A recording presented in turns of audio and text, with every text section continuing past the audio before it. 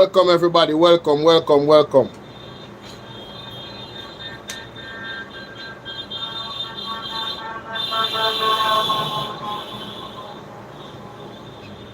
Police them active like wow.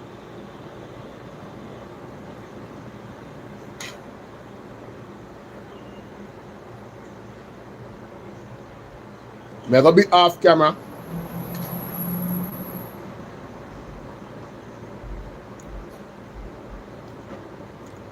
There a little bit. Yeah. So, welcome my people.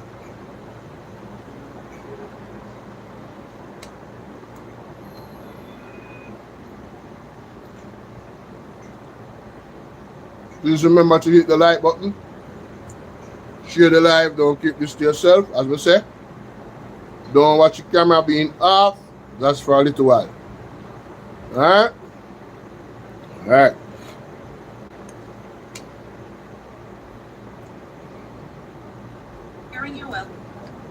Let's get to this.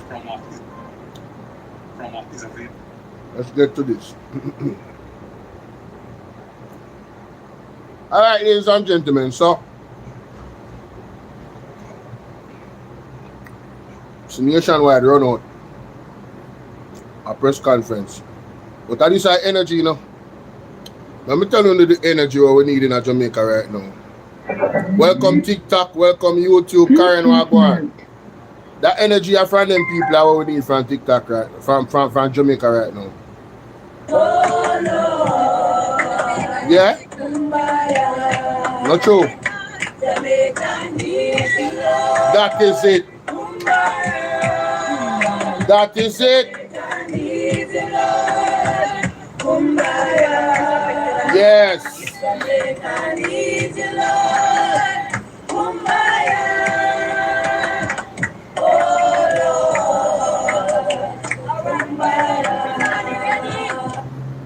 Play it again. Play it again. Yes.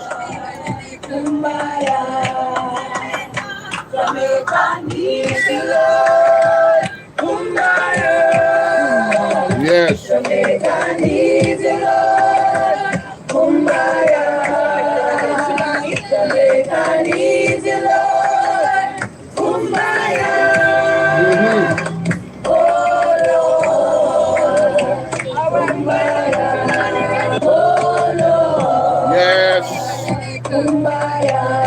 These are the energy.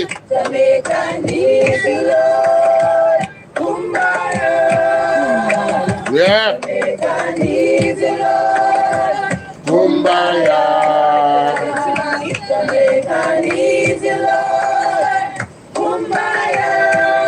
Need the Father God. I when them don't know it, they need you.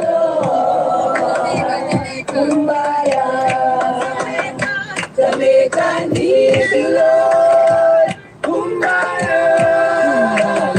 Jamaica needs you, Lord. Kumbaya. Jamaica needs you, Lord. Kumbaya. Oh Lord. Kumbaya.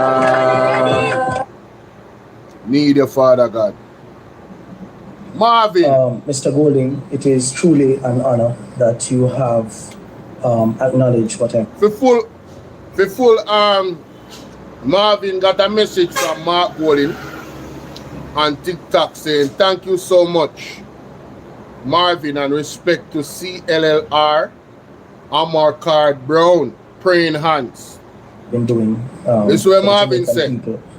You know that I am completely unbiased with my approach to my people. Everybody's been assisted, the Jamaica Labour Party people, the People's National Party people, and this is not about politics, you know. But what I'm saying here, I'm just happy for the acknowledgement, one, and two, I'm using this opportunity to send you a direct message that I'm asking you to just partner as much as you can with the Andrew Owens-led administration. The entire 63-member cabinet needs to come together now and call the situation what it is. The people who are survivors, who are on the streets, who nowhere, can you please help me to have these persons be evacuated now? The president of UE has put out a statement. I don't know if it was private, but it was sent to me this morning. And it came from authentic source that he and his team have traveled South Coast and North Coast, and what they're seeing, he is also in agreement that the first step right now is to get people basic amenities, shelter, food and stuff. We can work out whatever is after that, but they need to be evacuated.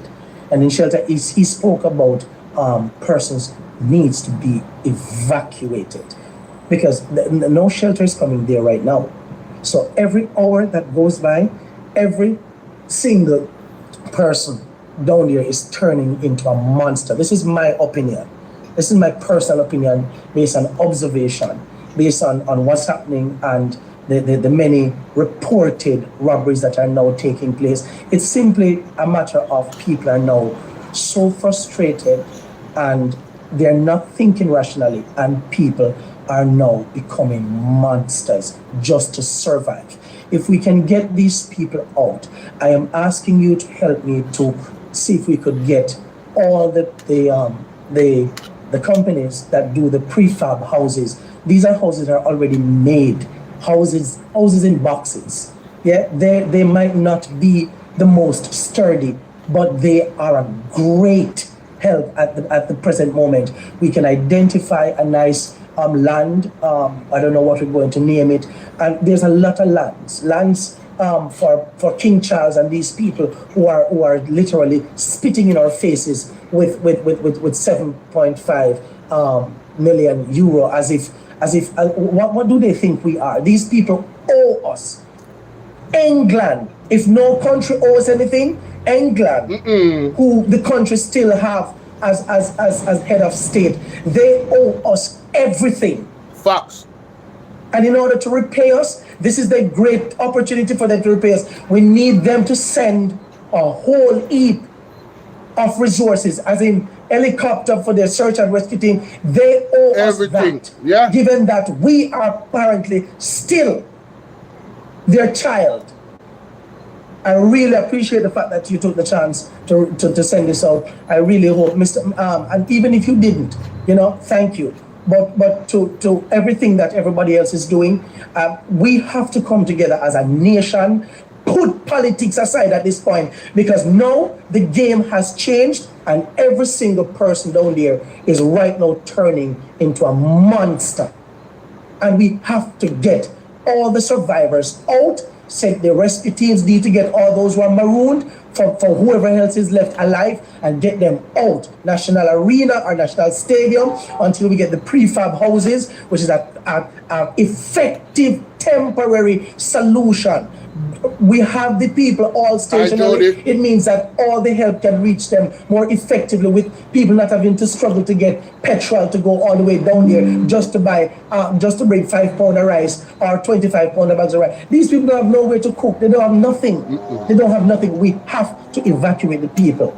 Again, thanks a whole lot for reaching out and acknowledging the work that we're putting in as citizens. This don't even need anybody to thank us, because we owe every single Jamaican the right to stand up for them. Out of many, one people, we are one set of people, we are one Jamaican.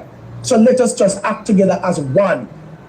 And let us reach all the people that we can reach. It's not the time for political blame game. Let's not do that. Let us just stand together. Appreciate you, all the member of parliaments who are doing what you're doing, all the councillors. God bless you. Those of you who have lost homes too. MPs and councillors and other persons have been ravaged just like ordinary citizens. And this is the main reason why we have to stand together. We must evacuate every single person who wants to go. Let us get them help and get them life or some semblance of life. God bless you. One love. Big up yourself, Marvin. Yeah. Little proud of them paying us all long time was gone. So and then the matches so hold on the matches over with. And that was what time in the day? That's about after what? After 12 then time. 12 p.m. And we did it. Because they must have wait till the eye pass. So see if we didn't ever stop till the eye pass. Yeah. And then we blood clot. Then we have to run out to the stamp with the blood. Yeah. You hear that? That young lady here. Diana, what's up? That young lady here. You're not going to see that video probably go viral. More than likely. See there? 76,000 views, likes, 10,000 shares. You want to probably see, but the young lady, I said, she have to hold on her mattress over she and her baby head. And then when I tell them, say, wait till the eye pass. She said, any of them did wait till the eye pass. Them dead.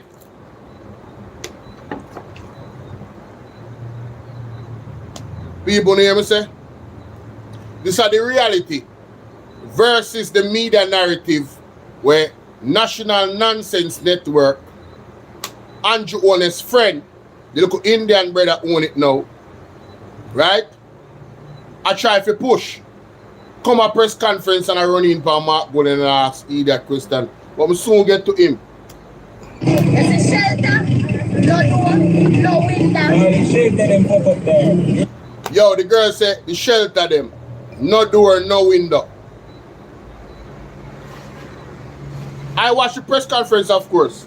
I watched it. I was live watching it, and people was listening to it and watching it with me. I was live. All right? I was live. I was definitely live. And this is why I'm upset. And why I had to come back on and live. No, we're not there to nobody. No. What the man get washed up was see. I yesterday a man who find her. Man in a car, dead.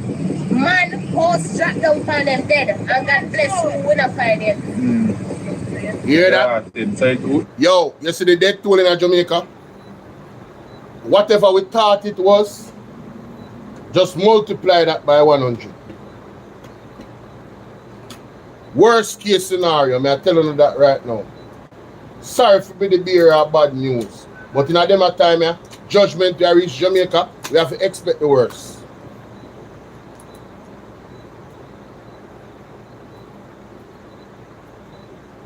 Yeah man, I like that. Hold on.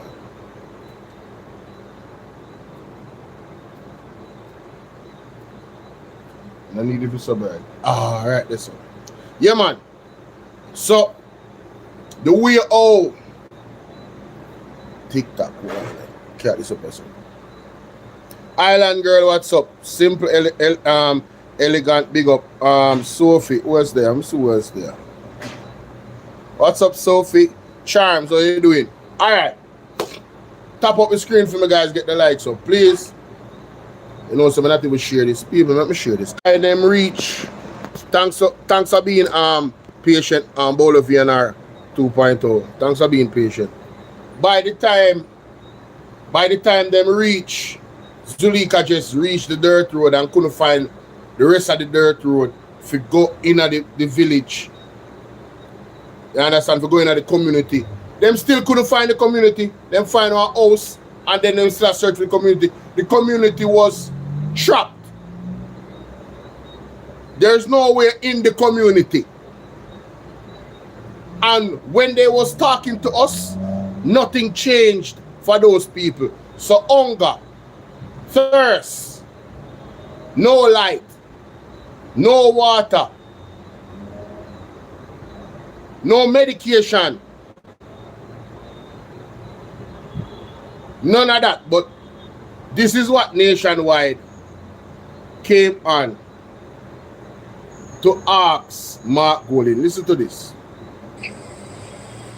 Good afternoon, John Campbell, Nationwide News. I have just two quick questions to the opposition leader. You say that the matter at hand is not one of politics, and while we understand the suggestions you put forward, is it wise then to have a press conference of this nature, which isn't... The man asks, is it wise for Mark Golden to hold a press conference of this nature? What is unwise about it? You know what would be unwise? To not keep the press conference. That's what would be unwise. it would be unwise for them not to keep it. I learned things in this press conference that I didn't know about. How can the authorities respond if they don't have knowledge about what is going on?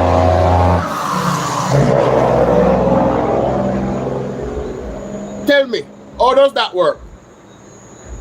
How can they respond when they don't know what is going on? The MPs are doing their job. Hold on there, music. Oh, never mind. It'll pass fast. Imagine the areas then that Zulika just is going. There's no road to go there. The areas then where Nikicha Burchell is going. There's no roads to go. The road them block off. So why the media narrative for a national nonsense network? The one, you know, say, God when I try to stop them from asking them question. Cause a long time them ask them question, you know. And I wear down something when I go wrong with them mic. And then force to ask them questions same way. We say, yo, you want to look for, if you guys watch the press conference with the PMP, just look on Zulika just face when the idiot asked the question. That's the moment when you knew he messed up. So the opposition leader, you say that the matter at hand is not one of politics. And while we understand the suggestions you put forward, is it wise then to have a press conference of this nature, which essentially raises the matter to a political discussion? And second, yo, Zulika just is a liar.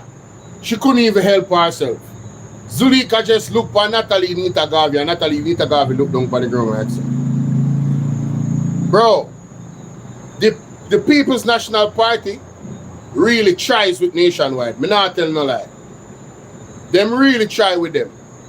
But if you can admit that the suggestions that Mark Golden raised were credible suggestions, didn't you listen to the entire press conference? The Jamaica Labour Party is not communicating with the PMP. So if they're not communicating with the PMP, what they know is going to reach them. The man them had no choice. The man they anti behind them back. Only time JLP react is when the PMP do a press conference. So even what the PMP do? For the benefit of the people in those areas that are being affected, that need dire. They need life-saving responses from the government and not getting it after 7 days almost. Right? In a South St. James, Nikicha Burchell said people were told to go to shelters from Monday. And the people in their shelter from Monday in a South St. James. And them tell them, say, and I remember because I watched those press conferences. Want to see why? You must watch the press conference them with the JLP on JIS. You need to mark down what them say. The man them say, Desmond Mackenzie say, there is food that will be going to them. Even if they don't have food enough. Even if they don't have food, he said, food will be going to the shelters, beds, stuff like that. So how is it that Nikicha Burchell constituency, right, we slowly bitter say him lose, and the JLP bitter say them lose, the same constituency that Nikicha Burchell was, you remember Nikicha Burchell was going to keep the car thing for the driver them, for give them gas and them, so the gas vouchers and those things. Which when I go keep the car show, it's a show, you know, not a political rally, you know, a show, you know. And then Andrew Honest, in his infinite lack of knowledge, decided that he's going to overthrow the show just to keep a press conference right down the road. Right? Not slowly, but the old man. Thank you so much, Amanda Bryant. Pick up yourself. How you doing? I hope you and your family are doing well. I hope that you hear from all your family. And Nikicha Burchell had to cancel. She had to cancel her show that she had planned weeks in advance. Right? East Portland is neglected. Nobody now look at East Portland. Everybody gone at St. Elizabeth because it's trending. So some of them people who are do things, they might do it because it's trending. But I'm glad to them do it anyway. I am glad that they're doing it. Where you can tell the ones them that are doing it because it's trending. Sonny, how you doing? Right? You have some of them just doing it because it's trending to do it. Them not have a history of advocacy. You feel me I deal with? Some of them, as I said, but I'm glad to them I do it same way. Even some of the companies them, where you see I give food and them something there, is because it's going to help their brand. KFC is a second wave of food. The last time I checked, KFC giving away food. KFC. Can you imagine? Yes. Are we happy for it because the people need all the help they can get? We are happy for it. I don't know how people play games on TikTok now and them are Jamaican. It's like they don't realize the climate that we're in and how much people actually are going through it. Why would you want to be playing games right now? Really? Come on. So anyway, our whole entire what do you call it? Yo, man, I see too much lights, you know. Yo, me see one street light, come on, I go crazy. Anyway, every time this time of the night I'm sitting out here and the cars on my pass, I get tricked. Like, yo, the light is on. But anyway, you heard the young lady a while ago. She said that the shelters need shelter. The doors and windows are gone from the shelters, you know.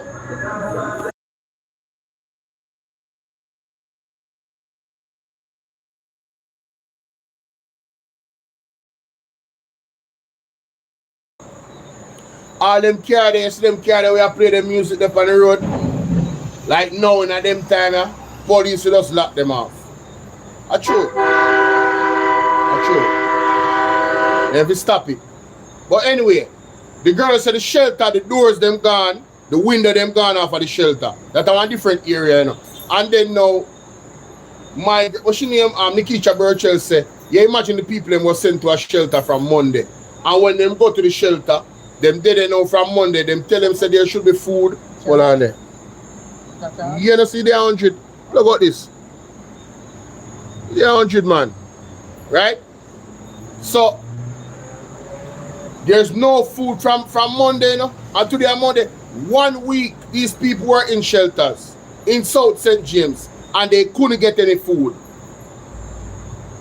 And we must say good job, Prime Minister. We must say good job, government.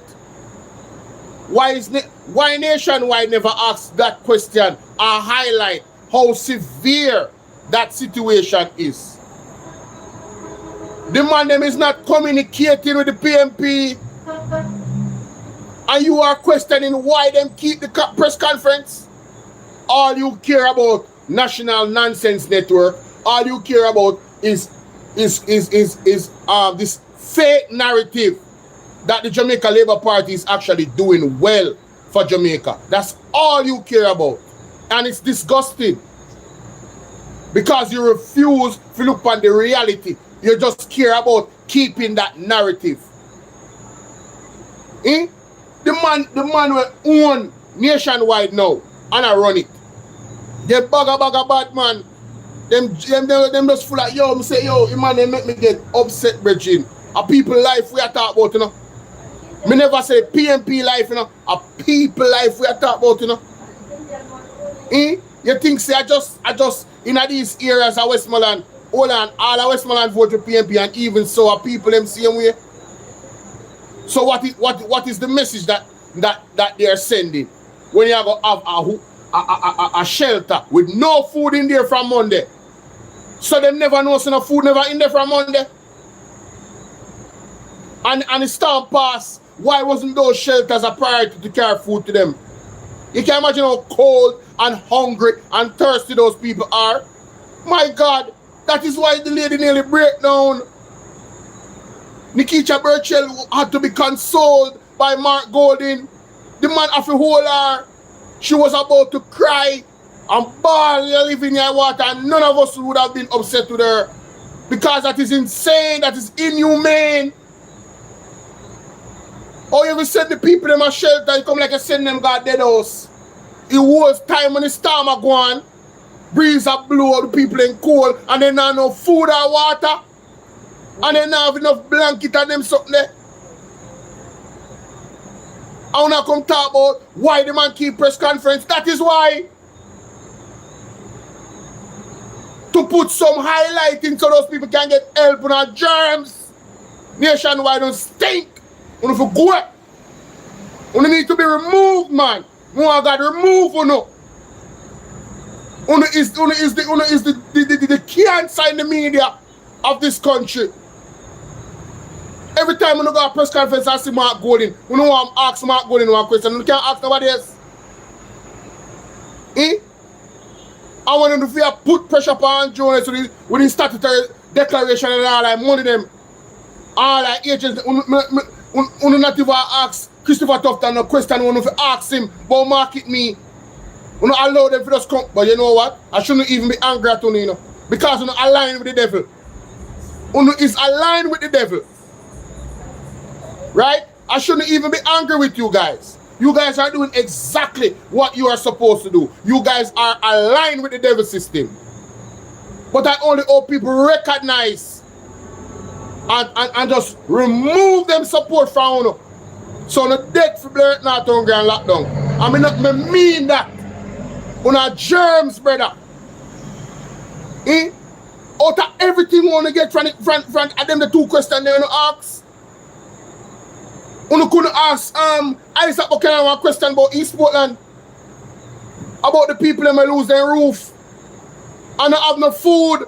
And not have no water. And the man say, yo, we hungry too, you know. You come over here so come help with. Why you couldn't ask a question to him? You could have asked a question to Nikisha Burchell. So much different things to focus on that is actually important. But you have to ask the man why am I keep the press conference? Those are the three reasons why. Everything that Nikisha Burchell said, everything that Zulika just said, everything that Isaac O'Kenneth said, everything that when my brother the name Dr. Alfred Dar said. That is the reason why them keep the press conference. And to top it off, the solution moving forward from Mrs. Natalie Nita Garvey. You were listening the whole time and you never get that? You come like I never want to listen. You come like I just go there. For us like, alright, me go ask the question. And this will come here for. Why not keep press conference? Oh, because you're second boss. Right? When them call him Cliff Hughes, your second boss, they on audio. I tell Mark Golding say him lose so if go slow one side. If you be quiet, wanna stink. That me I tell you, one Marky G, my Prime Minister. No joke. Listen, we don't care enough about it. We don't give Andrew Holness no respect. None. The people them don't respect him and they don't trust him.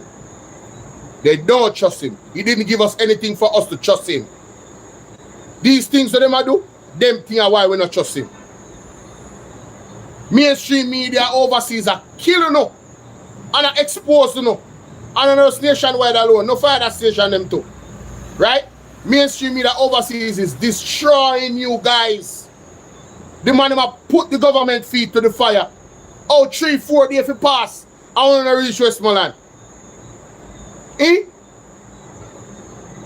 Oh, 3-4 days if it pass, I want to reach Westmoreland. Now we have find out say, alright, so the man them say them do assessment, but at one side of the island them do assessment man. How is it that the government don't know say East Portland need help? Huh? How is it?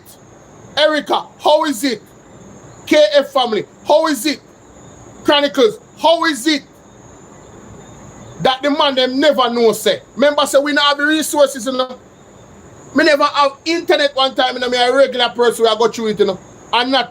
Listen, right now me they are ever compared to some people. Me have one good neighbor over there, so you understand what I say? and you know, something plug in and send a 100-foot card over there for the generator, and I saw me have light. Me turn off light now. See there appear darkness. Computer on cause the thing them plug in. Device then can charge up. And this is my reality. And people reality worse than this. People have them baby. Baby. The girl that we play a while ago, the girl said she dey under a mattress a hide from the storm. And thank God said the eye come. And when the eye come, she have to run because she never run. She and her baby would have dead. This is the reality. What the people ain't go through. The people ain't traumatized. The people ain't hungry. The people ain't mentally defeated. Spiritually defeated. Of course, listen to me now, man. You want a dead body, unfortunately. Unfortunately. God rest his soul. You think you're not seeing nothing yet, man. Just wait till the official report then come out. Just wait till the official report then come out. There are unconfirmed reports. But you know, all Mark going to talk about it. 5 bodies in our community. The people in my plan to bury the body themselves. What you call it? An uncertified burial. The people in my plan to do an old school burial. 5 people. Hear they? Oh God, Pauline. Oh no. Wait till the people. Yo, the girl a while ago said people dead in a den car. In a den car, you know. Flood, you know. People dead in a den car. People dead in a den house. The man go on CNN, Andrew go on CNN. Hey, if me want a reporter, one official reporter, when me start asking them question, I say, oh, Mr. Honest, you went on CNN and said you'll be able to reach the people immediately after the hurricane. But in some places, it's been 4 days, it's been 3 days, it's been 5 days, it's been 7 days, and 6 days, and nobody don't reach the people.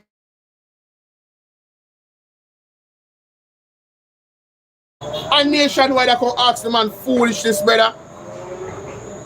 When there's so many other things where the man they need for your ask in at the press conference, will actually affect real Jamaican people life. The press conference was necessary. And then me I hear say, well, the government will not do this from morning. I tell people, say, don't watch anybody else but them. So JIS must be the only station. They must think say 1980s this. When I want TV station. Oh, no, Lucy. CNN come down your you know, more facts though. More facts and CNN go to Portland now. You're going to see how fast Jamaica Labour Party react. Because I'm telling you, they are not a proactive government, They are a reactive government. You see, as soon as the media start bash them, that is the time them blows and skirt do them work. Because them are trying to control the media bashing, especially worldwide. Them like to do damage control where the media narrative is concerned.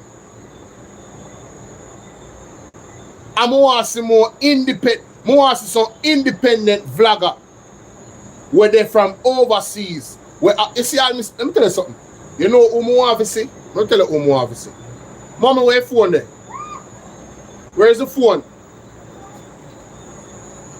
But up on the live here. Don't call me name. You want to come in? I phone come for? Mommy, can your phone come now? You up on the daddy? No. Mommy, you can't come. Alright, what are? There is a criticism that is going around suggesting that the opposition is attempting to govern from the opposition benches. How do you address that? Well, the opposition cannot govern the country. We don't have any authority or status in governing the country. The civil service respond to cabinet. We are not part of that system. And all state agencies ultimately respond to ministers who are in cabinet. So that point is really nonsense. But the first issue about whether this is political, we are sharing information with the public.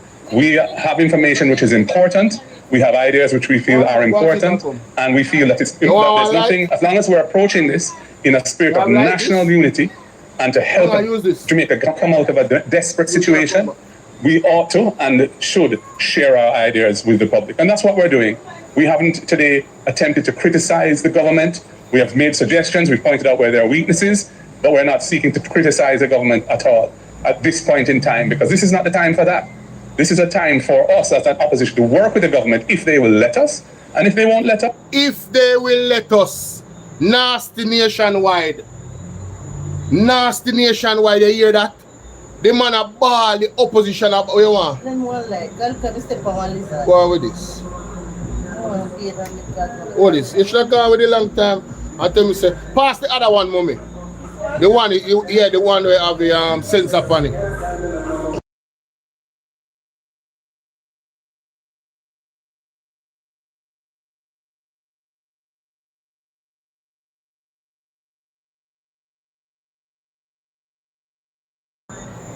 Me say me no know, it's like because there's no electricity, all the people them we are passing them car a bass sound man, and the man them a blast them music. The man them terrible, you know. But back to this. The opposition is on their knees begging the Prime Minister to partner with them. People wanna like up the video, please. See it there? Right there, so. Right there, so. Just press that symbol there somewhere up here, so the like symbol there. See there? Press the like symbol there right up here, so. Like up the video for me, thank you. The opposition is, go, how you doing, Mary Liz? Mary Liz, how you doing? Eugene. You want the Maroon people to suffer? Maroon people, them not going to suffer. The Maroon people, them more resilient than even regular Jamaican people. Them. Right now, they up there rebuilding. You think some people not send them care packages? Remember say Maroon them have family everywhere in Jamaica, you know? Maroon them are alright, you know, I can't tell them that, you know. Remember where them live, you know? Just remember say them are living at that condition, you understand what I deal with? And then build community up there. Just remember say them good. The original raw Jamaican practices, the bush life, that tough life there, them used to it. The Maroons are gonna be great. Believe. Yeah, man. No matter what Andrew wants, you see anything when Andrew wants, it will happen to him and his family. Remember, somebody telling you that, you know. Anything when you want, I don't know what you want, you know, coming in my mind. Anything when you want, whatever his intention is, it's gonna fall right back at him. Even they say when they dig one hole if you dig 2, well, in this case, he probably gonna dig 4. Any hole him dig for Jamaican people, he's gonna have to dig 4 for himself. Believe. Believe. The man have to beg, the Mr. Golden have to beg the man to communicate with him. That is disgraceful. If he ma communicate with Mr. Golden will communicate with what? All of him MP them. So it come what? One big ball of communication. So now we can do what? Move in the accurate ways them and the fast ways them. Forget to the people them. Quick in one quick time. 1 week after one disaster, man, and people still hungry and can't find water, man. A man up on TV can talk about and give himself A-. What kind of foolish is that? And you have the labor right them come on social media and I can defend that. And I can talk about 1 PM. And no, me not no tolerance phone. Anyone coming on the business, not black or not. Me a black who not have no heart. Who no wicked. Mrs. No. Mighty God of Daniel. Mrs. Maddy. People per year, so me a beg on don't move. People in Bolo VNR 2.0, don't move. Me have a comment what me need to share with you on that press conference. Yeah. You see when Nikki Chaberchel was almost about to cry, me I go share one comment from somebody with you. One nasty, dirty labor right. One germs. Me I go just hold on. Don't move. I couldn't believe it. Me could. Alright, I'm back. Alright, I'm not gonna away. Big up on yourself. Me send it to myself. Me I go show you what I go on. Yeah, man. Me I go show you what I go on. Hold on there. First, me I go show TikTok. TikTok. I want to see that person there. Well, you're not going to see the person because them picture not the funny. I'm not try. I'm glad to see them picture not the funny. But I'm not try to expose them. You see that person there? Kizzy in style. MP work on want. MP work on get. Work now, not cry. And them have the work now, you know. And MP, you know. In a black capital, you know. So I spit them, I spit in their face. And Nikki Chaberchel them I talk about, you know. Right? I mean, I show you the page. See the page on YouTube. See the under there? I block them same time, man. I don't want nobody like this to subscribe to me. Nobody like that, I don't want to subscribe to me. Nobody. Let me show you what I go on here, so. You hold on, don't move. You hold on, don't move. See the page there? On YouTube, I show you the comment. Oh God. Look on the comment. Kizzy, MP work on want, MP work on get. Work now, not cry. And this was specifically, that comment came specifically when it was live at the time when Nikita Burchell was crying about the people that didn't have any food in the shelter. And the person said, MP work on want, MP work on get. See it there? Kizzy Insta. Let me make sure screenshot, you know. MP work on want, MP work on get. Work now, not cry. Zine? See them there? That are the angle. Me block them, man. Me don't want no germs like that to follow me. Them the people that, hold on. Me don't want no germs like that to, sorry. Yes, no sound. Sound must come back now. Sorry about that. Yeah, nasty. We couldn't believe. Me I say, how come somebody be so heartless? Oh, somebody want to go and hey, Tyron, everybody on the line, big up on yourself on the TikTok. When you go on top of the screen for me get it to 10,000 likes, no man, quick and fast, no man. Please, me I beg you, share up the live. Who that, Nicole? She there? My bono no there? I not even get to talk to her. I don't even know what going over so. Cause look bit of rain supposed to reach over that little island there, but I don't even know what it is. She there. Nikki, come talk to me. Send her one invite. Oh God. You can talk, can you talk? If you can't talk, type in the chat, babe. Let me know. I'm glad to say you're active and alright. Cause remember, I don't know, me never did have an ability to track the storm after I passed Jamaica. You're good, no rain. Oh, thank God. Cause when I fret to the man, I say, yo, that little island there, Jano Star. That little island they can't take nothing from this storm, yeah. Nothing at all. But then again, through your VIP, Lady Love, what's up? Big up everybody over here, saying, Lady Love. Jamrock 8766. Hey, me I tell you, hey, Jamrock, talk shoot no man. Talk shoot no man. You said me couldn't believe when the person said that. I didn't see the way I deal with. These are the, no, it's not Nicola Green. No. These are the things. These are the things that me I talk about. And you hear Mark Golding said, the man said, listen, we're not trying to govern the country. That's stupid. That's nonsense. What is our opposition supposed to do? Our opposition is not supposed to just be quiet, you know. Our opposition is supposed to be very vocal. They are the ones that basically defend the people and as a check and balance. So the government don't go off the rails and just do anything that they want to do. But this government, they just want to do anything that they want to do. Andrew Honest was the one that said, yo, we don't need no opposition. Our people can hold us accountable. As if they are not men that sin and fall short of the glory of God.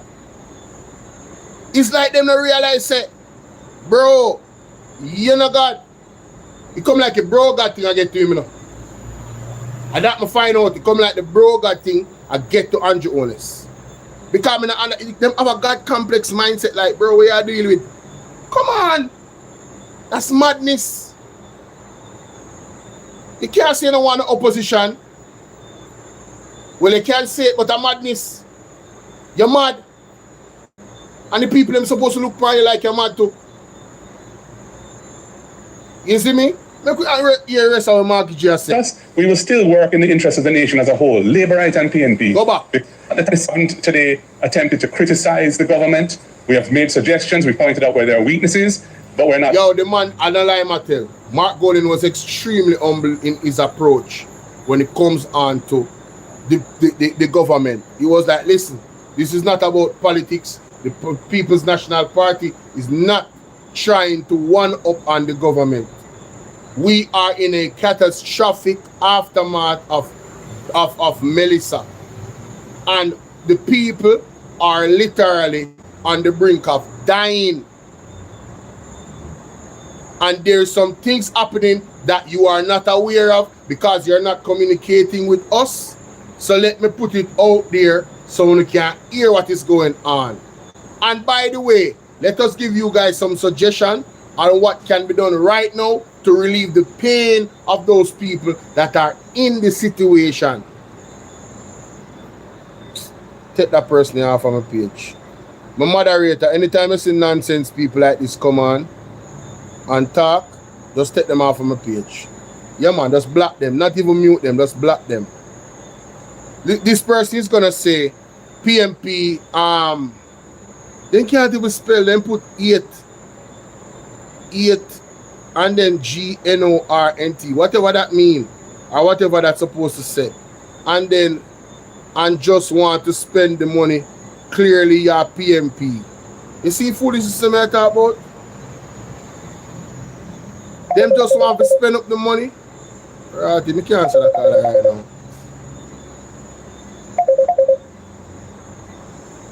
Boss, I'm up on the live, you hear me? Are you up on the live? Yeah, man. Okay, alright. Yeah, man. Me there what nationwide with them foolishness. No more. Send a piece of clip that come give me. Me never take it off. Yeah, me come give me. Alright, me do it. Right now, yeah. Yeah, man. You understand? My name stink, man. Zane, me go record this and send you general.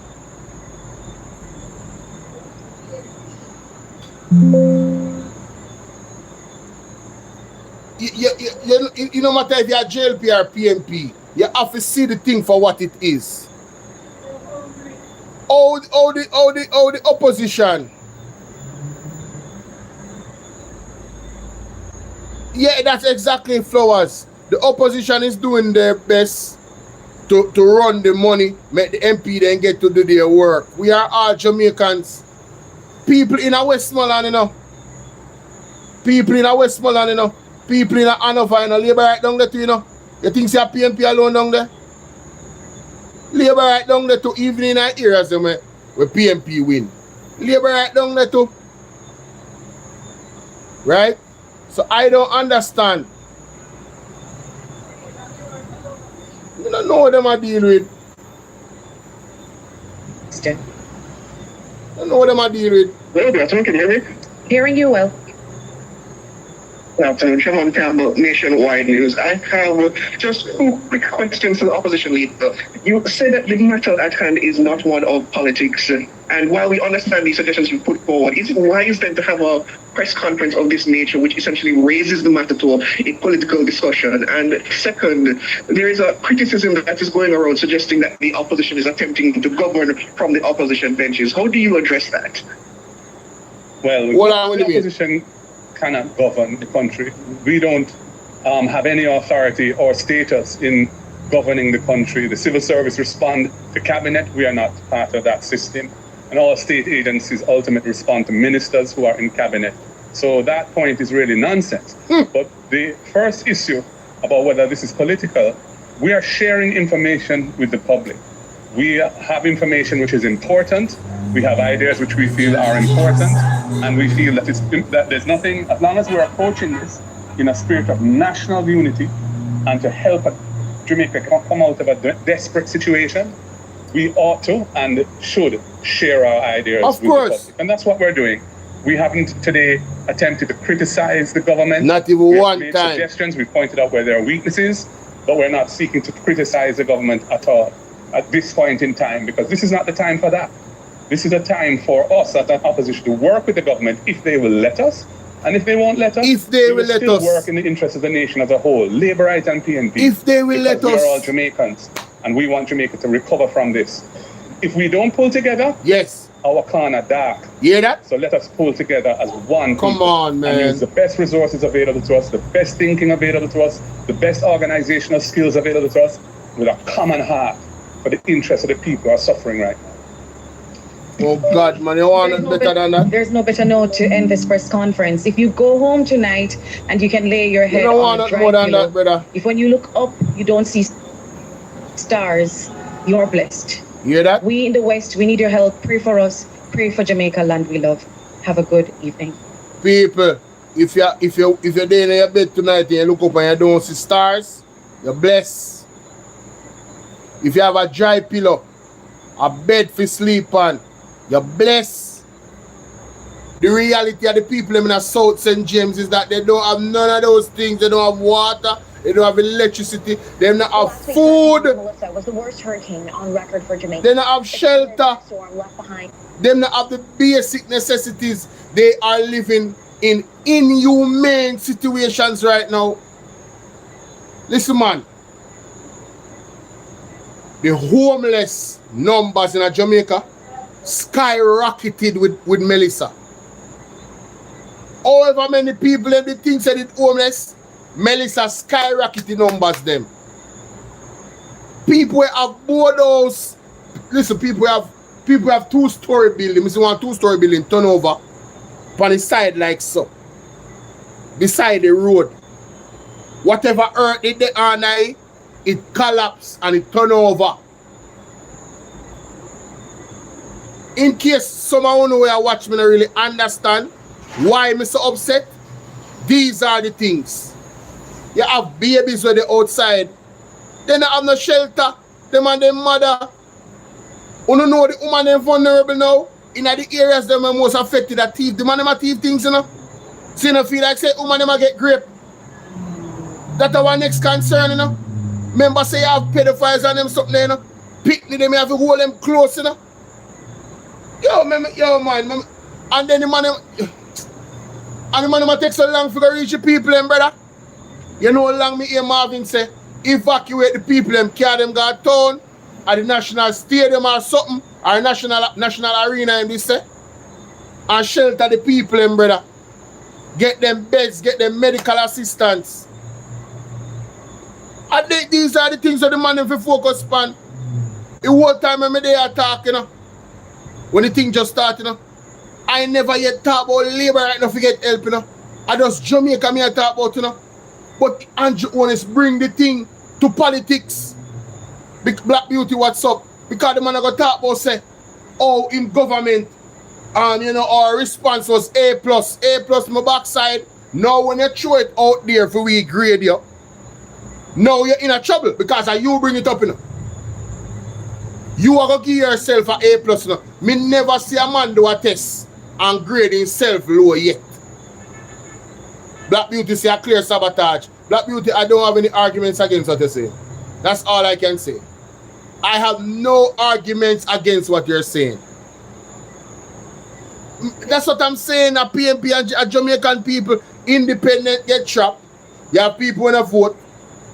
Right? You have people who vote. Right? And everybody in a one a suffer.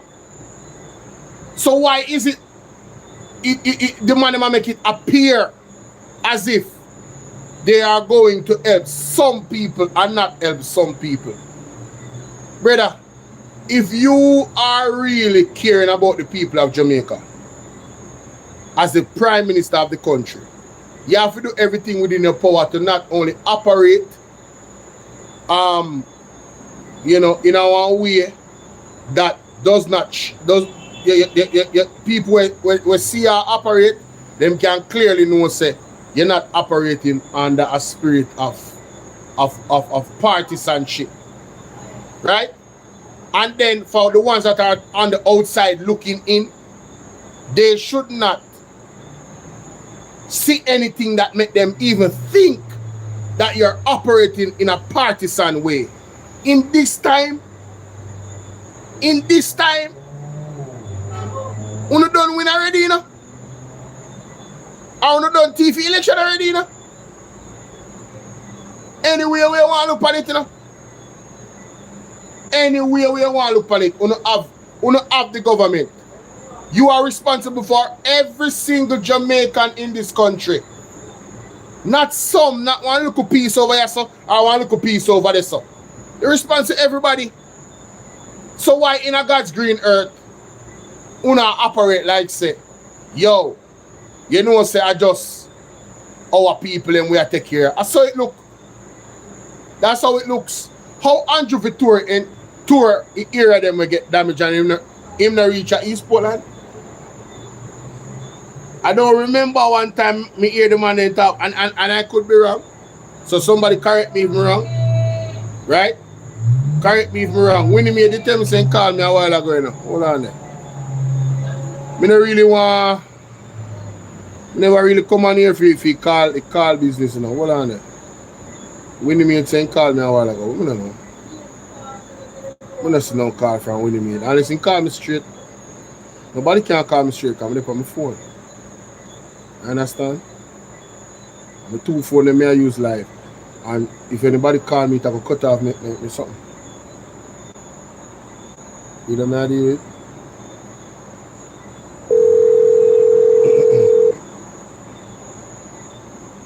People can't hear. Hello?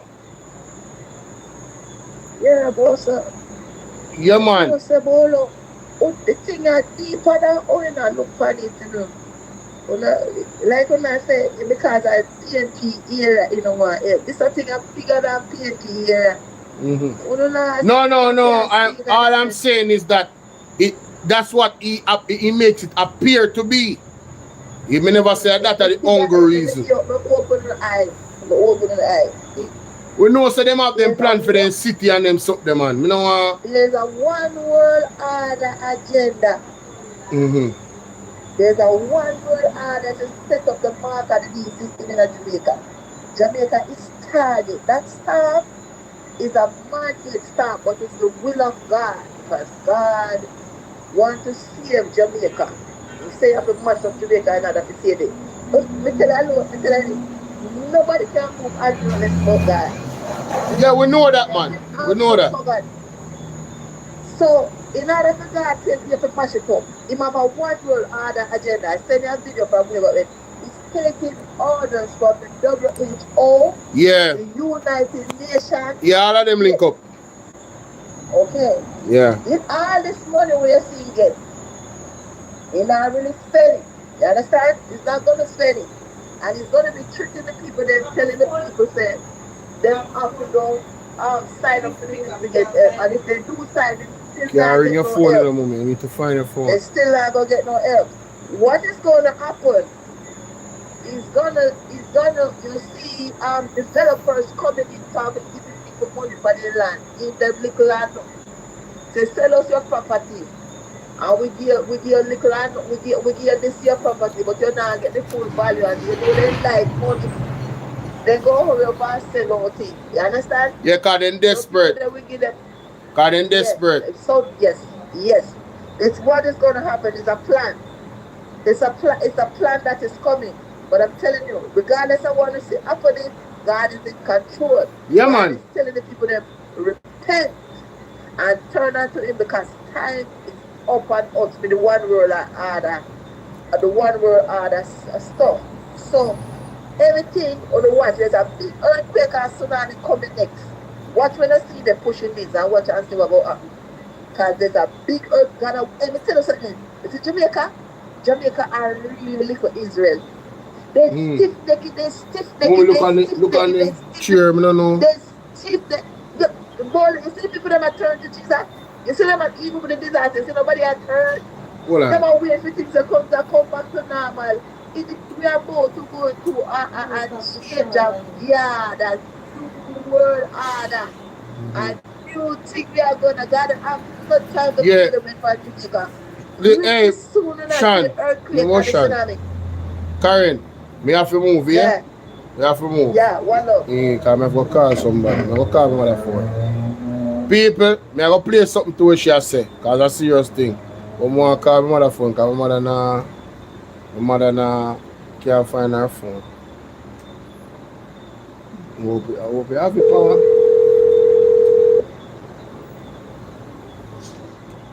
What if I want to do you left it? You hear it?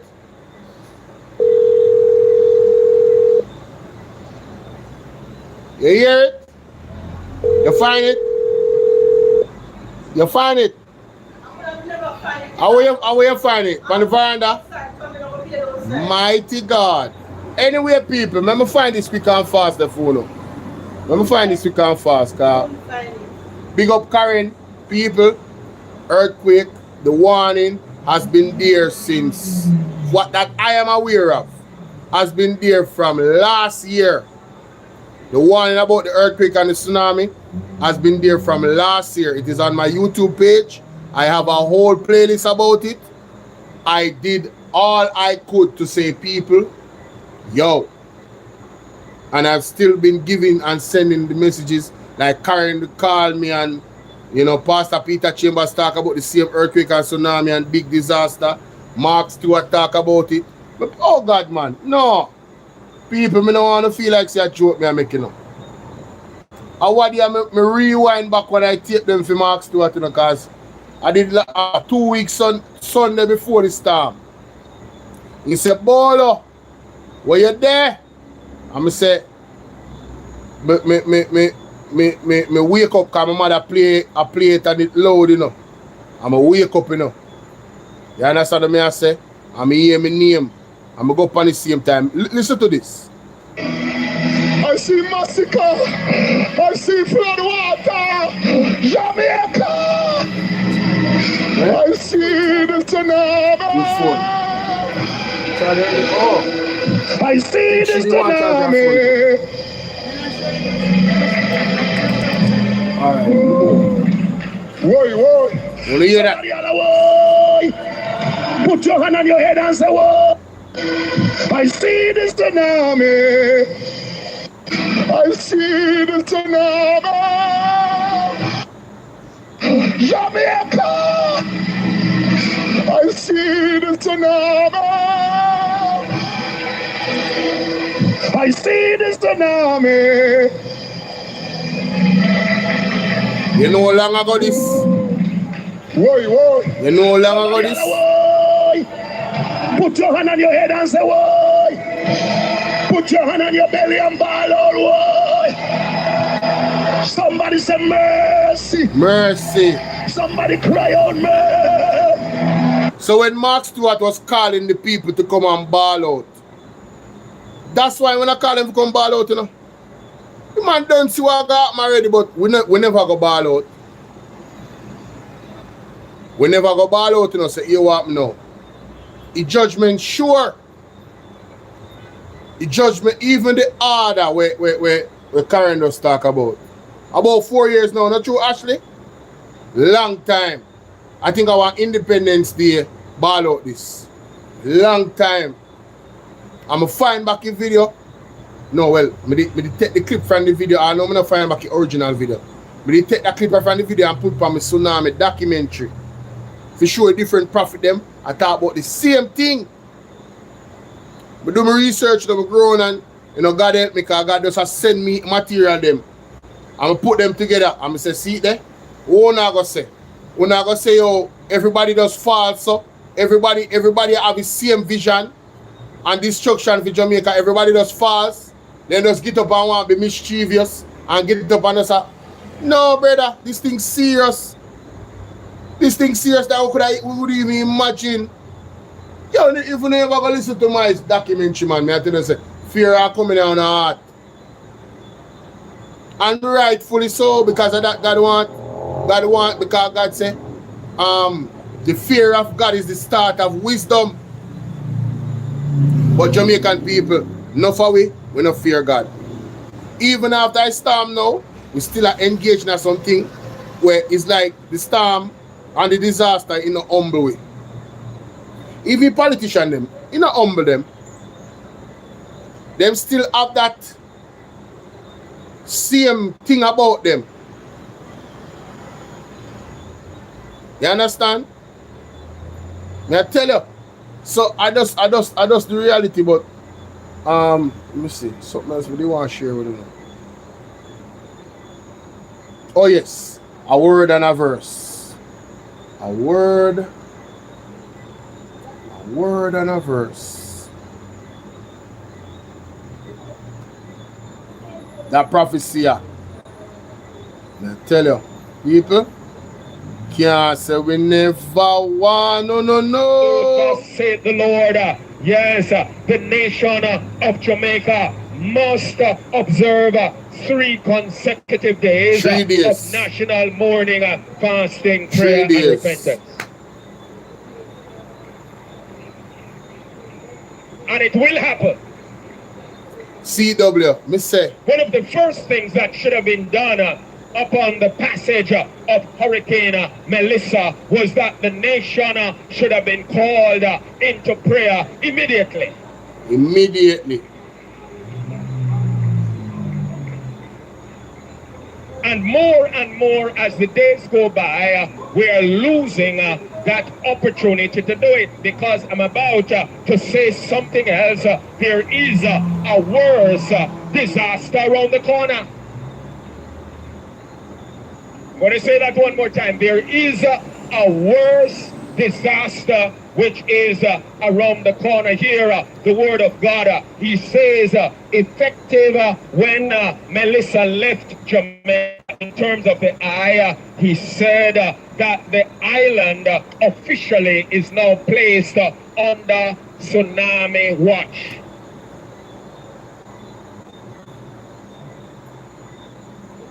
I'll start by telling you.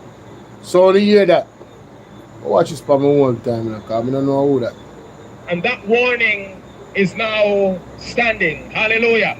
It is the kind of warning that meteorologists will not be able to appreciate. It is the kind of warning that geologists, scientists, and others will not be able to appreciate. But I'm telling you, friends, that Jamaica is now under tsunami watch. Hallelujah. And so you hear that? Prophetically, Jamaica under tsunami watch. You know, me just want to segue a little bit. Dana Maris Dixon, you aunt it. You must aunt it. In a most disrespectful way. You aunt it. You got to be aunt it. You know, so Dana Maris Dixon not about projections for school reopening. I want to teach you them robot. Oh, I don't know. A robot. How much robots I can teach you them? People, we don't even know how much teachers and God forbid has lost their lives. Secondly, lost their homes. Thirdly, lost their family members. Possibly children. All of this, God forbid. So, you know, things say you have to partner with the National Teachers Association and get an assessment of all the teachers and find out and iron out what is actually the reality in these people's lives. You think say a man can lose all his family and just go back to school go teach people Pitney? Them are gonna need like counseling. If they lose their home, a mother. Yeah, it's like me I tell you say, yo, brother, I don't know if me I be too harsh, but brother, I don't understand them people who are in a government, brother. I don't understand them people. It's like they don't have no care for people, bro. How me can think about that and freestyle for the top of my head? Right? Like, me not Star Girl, what wrong with them people here? First of all, the school ain't damaged. You have some school that damage from burial. You have some church that damage from burial. Right? Thanks for the follow. You have some church, thanks to all the people that are following and hitting the like button. You have some church and some school that damage from burial. You have people who lose all their house and all know they don't recover. They don't recover. And then this come now. See them I tell them say, brother. Bro, I tell them say, bro, one time we have shit me there, man. I said, no man. This can't real, brother. So people, Jamaica is under tsunami watch. And it's not long from now. And it's just what it is, people. Is either you repent or perish. Jamaica under judgment. Too much things, evil happen. And the government is right behind it. When me talk about the government, me talk about the government from several different angles. The spiritual side, the practical side, transparency, common sense, right? No corruption. I'm talking about it from many different angles, ladies and gentlemen. Mary, what's up? Yeah, we're not talking about it from one different angle. But let's get to this. Marvin. Yo, big up Andrea and Marvin again, yeah, man. Man, them in the street, I put in the work. You understand? Work together and collaborate. Big them up. Listen to this. Everybody, I'm with the PMP councillor for Leamington Division. The Leamington Division. It's not a political thing, but he's the councillor here. I'm just recognizing him. The town. And of course, we have some parcels here, so I will make sure I got PMP alone to get the parcel. No, certainly. Please, yeah. All right? But, yes, thank you. And we want to thank you for your service to this country. We realize that you're respected in this town from what we've seen by everybody, and that's a good thing. It's very bad here. I don't know if you want to say something in terms of how bad the situation is here. What is it that people require immediately? Well, as you can see, it's a complete devastation here in Leamington Division and also by extension Eastern Westmoreland. In terms of need, I believe this is Dr. Dayton Campbell constituency because I've seen this bridge in here on the campaigns before. He's the councillor for the area. So like Marvin said, you have to link the councillor for the area. You understand it's not a political thing where you have to link it. Because them know who need help. Because them on the ground. And that's a common sense. So why government now link with the PMP councillor and link with the MP? So there's a chain of command. First, you link with Mark Golding. Right? Mark Golding link with the MP them. In MP link with the councillor them. The people them get through with the help. It is that simple. Why are we having these issues where the man have to beg the Jamaica Labour Party for partner with the PMP? Beg. It's like them vex and them have up the PMP, and this is exposing that they truly don't care about the people. They only care about for them. Some are for them people, not everybody car. You know, that one is coming. We not even want to go there, so. Yo, that government are wicked, yeah, man. And then wicked, brother. Clothes, food items, toiletries. Basically, those are some of the emergency needs right now. Long-term extension, we will want to talk about like housing. Okay. But I think that is early now. Right. But basically, we need to really look at how we can rebuild. Okay. All right. I personally am working on some stuff in terms of the mobile homes because from what I've seen, most of the old stuff is completely demolished. And that's going to require money. I really don't know why this thing's so low now. So if we can get the stuff that are already made So for the persons who are out there, the companies that Hey Wiz, what's up, sweetie? we're asking you. I can flip the camera just right ahead. Yes. Oh God, man, the people in place. Yes. Ravaged. Devastated, man. Like that. On a road. All right. So my house then turn rubble, you know? I don't know. This is your second. Yeah, man. But the situation is dire. People. Indeed. It's dire. Yeah. As a matter of, I can see down there in the Whoa! Just right ahead. Oh my God. I'll container shift and turn over. Oh God. Even this time. Yeah, it's the police station. Police station roof get damaged in a Bethel town, East Portland.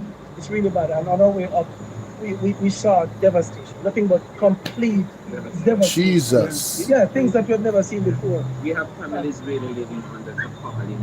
I mean, Hear that? we have seen half of the consequences. It's really, really bad in there. Mommy, lend me a And phone. the persons who are in Dar es Salaam, I understand that some of them are still trapped. Lend me a phone. What are those? Because the computer, we don't know. Yeah, we You can bet me I'll get a loader effect off your phone. You have TikTok on the phone? If you go into TikTok, you get to put that on. Cedar Valley, I don't sign into it. Belvedere, Dundee, those are basically. And they're still marooned. Very, very nice. And this is day 5. This is day 5. I mean, Day 5. After looking, these communities are still the first to are marooned. I don't really want to compare, but in terms of response, I'm seeing way more response in St. Elizabeth, and it's very serious, very, very serious. I mean, So you hear that? Man, I say he don't really want to compare, but him see we're more response in a St. Elizabeth than him see. Yeah, man, big up yourself, mommy. Diana, yourself a big up. You know, say you have your fans, them, you know. Whoa, every time, man, my mother have fans. Diana, mommy says she love you here. Diana always a check up on mommy, you know.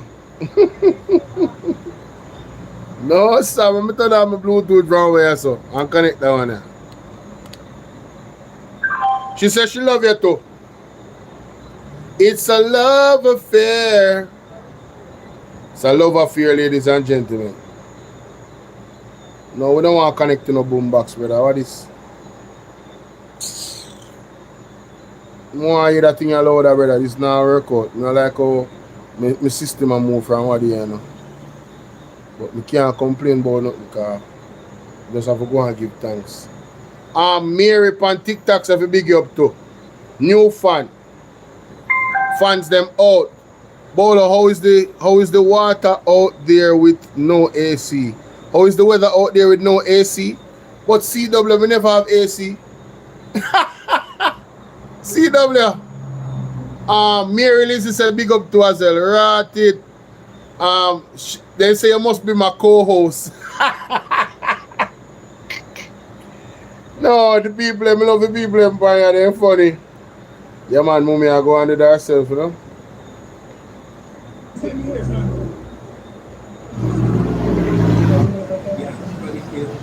Big goods. Hear that? Hear all the thing louder. Me know enough. Life, big up.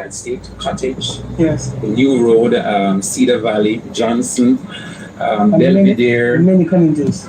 Dundee, those are basically there. And they're still marooned. In a very, very bad state. Very bad state. And this is day 5. Yeah. This is day 5. I mean, day 5. After the hurricane, these communities are still the first to are marooned. Listen, I don't really want to compare, but in terms of response, I'm seeing way more response in St. Elizabeth than Westmoreland, and it's very serious down here. My very God. Serious, I mean, it is what it is. If you are here this side and you're telling us this is not you politicking, but and this is why you were very hesitant. It's very terrible, and you see nothing happening. Yeah, because as far as we could drive, there was nothing that we saw. No, I mean, we drove from St. Anne, Ochiwayas, Montego Bay. We came to Hanover, Negril. We drove the... Well, CW, whoever did have AC, them supposed to in one turbo condition right now, because if them not have no current and them used to AC, they are suffering. That is for sure. Me, thank God for God breeze. Yes, it's a little bit more uncomfortable in the night time because you know the mosquitoes them are going with themselves. Mosquitoes them dangerous. Zane, mosquitoes them are going wicked, me not tell no lie. But yes, you right, so I sit down through, you know, me up on the veranda and, you know what I mean? A little breeze come through from you, so. Yeah, but you see, in the night, they go inside with the walls them and through the sun shine, the heat start pull me general. But you are going, the better way out than the cold, you know. When you are asleep, you know that. Don't sleep in the cold, better you sleep in the hot. Keep your body warm, you get me? Yeah. Long road. But the mosquito them dangerous to chew, man. Because and it's really sad. Oh, we have not seen nothing. Nothing.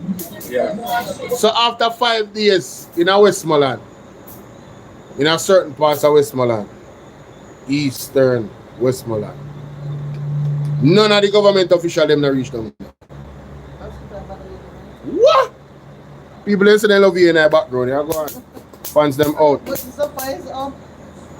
And nobody has visited Betheltown. No state agency. Agent as our agency have visited Betheltown. Conditions too. No help. There's no help. There's a clinic here. Nothing functional. Nothing is functional. Yes. Wow. As a building contractor coming to this place that this storm would have taken place. And the worst never seen a thing on TV, me not see the deplorable condition that we are seeing now.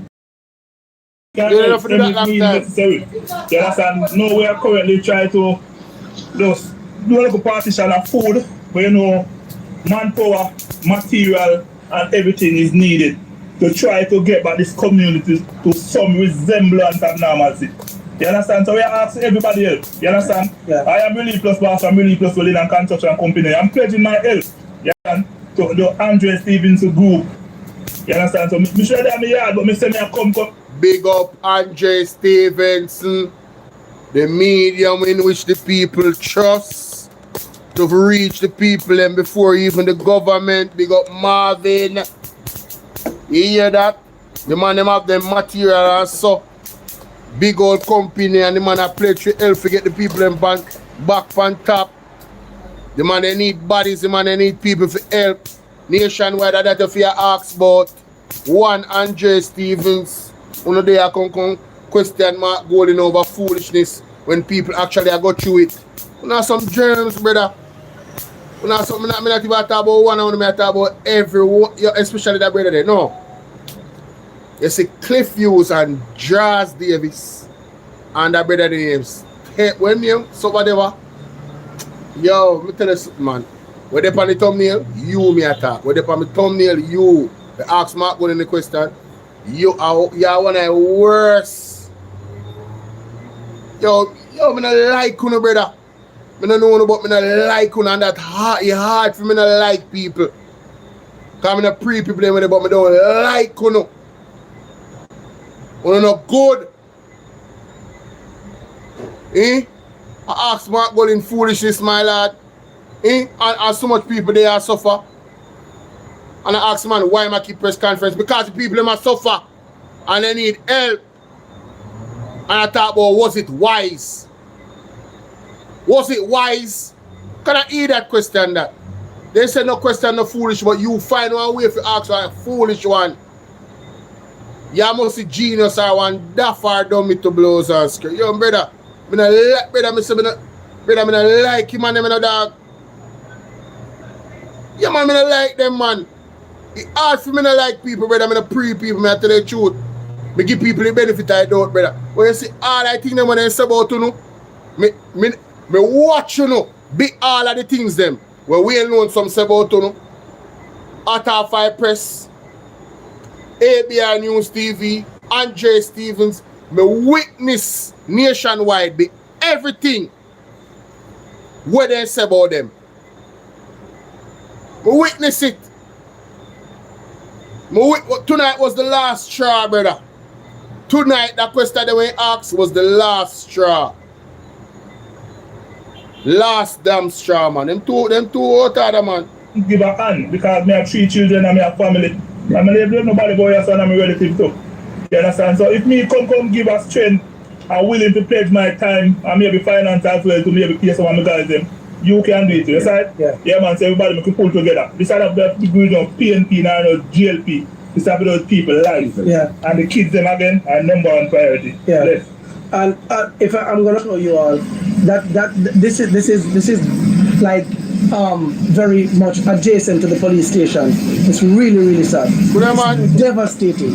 And the state agencies to visit these areas. Yes. It is sad that after day 5 we can't get listen, we were able. No food for the poor. None of state agency them. But PSOJ representative with Nestor Morgan are on PR, but all them showing at the Westmoreland. Like say a party them gonna skin off them teeth. Them my next one. Hey, Father God, need help, you know. Need help, me I tell you the truth. We need if we can remove evil in from half of Jamaica. Just remove them, Father God. Please, me I beg you. Please. Right, man, evil, man, wicked man. Man, wicked man. To get here. So if we were able to get here, it's not like the roads are that much impassable. Yes, it was a difficult terrain, but we were able to do it. Yes. So we're asking for the relevant authorities on a no to do. And for the persons who don't have anywhere to go, we're asking you, evacuate the people, get them to somewhere where we can also attend to them for those who are having medical challenges, and then get mobile homes or stuff, something that is immediate. Right? But right now, see there, we're in the rain. Yeah. Rain is falling. There are people who sit outside. There's nowhere to go. There's nowhere to go. And just to add to that. We'll pass people in rubble just looking for something. Just to add to that, the same devastated areas, people have to sleep in it. So later on, they just put up tarpaulin or something, and that's where they sleep. So it's really rough here. Really rough. Jamaica, I don't know. And as you hear what the man say, the people them house rock. So your house tear down, you're devastated, and now you're sitting in the middle of the devastation. I know you're not sick. No government agency come on your foot. No aid after 5 days. And that's acceptable. No, me here when Mark Golding said, and Mark Golding said this is not the time to criticize the government. Marky G, it's not the time for you to criticize the government. But leave it up to me and the rest of vlogger them. Me, I go beat them bad until then change. People them require change. Me I beat them bad till them fix things. I'm mad. Man, they not going good, brother. I don't know my thing anymore. I don't know where I stand with and this. And the people must suffer relevant. People are suffer right now, like right now. Like right me I talk right now. People hungry right now. People sick right now. People upon their last breath right now, God forbid. People not in a shelter right now. Rain a fall upon them right now.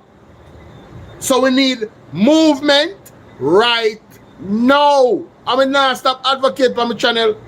Now stop advocate.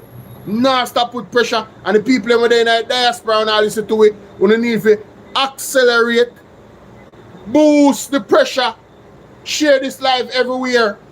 Make the people know I really are going in Jamaica. People need help. People need help, brother. It is a desperate situation. It is a desperate situation. Persons, I know that, it appears that you people are doing stuff, but if you ask me, I don't think that you're doing enough. And if it is that you realize that you're not getting to everybody on time, simply just go and ask for more international help so that we can cover everybody in a faster period and bring aid to the people, and people are losing their minds, literally. Everywhere is completely ravaged and devastated. We need the help and we need it now. Yeah. We need it now. We're not busy about opening school tomorrow. There are children here and people who can't even think about that for now. And you're concerned about... Hold on there. Breaks. So Dana Morris Dixon. Today, as in today Monday, she talk about open back school.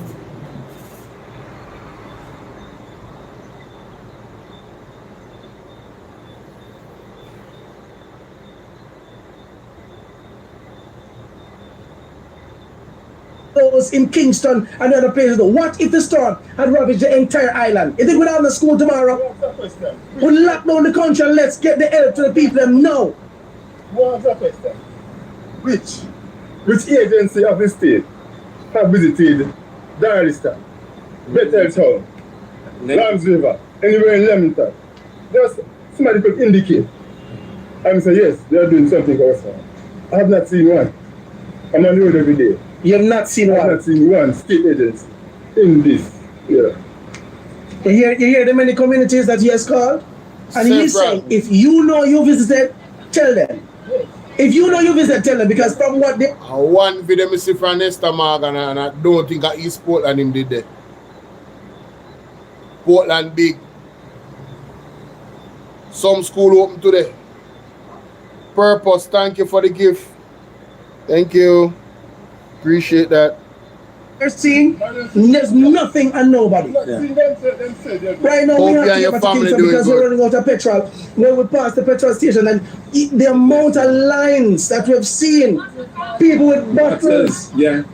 Yes. Bottles are more than cars. People just trying to get in the petrol to do whatever. I don't know what they're going to use it, but we don't know whatever. Everywhere down here is ravaged. We see people on the street corner trying to wash clothes in dirty water or whatever little river water that appears to be is available. People are trying.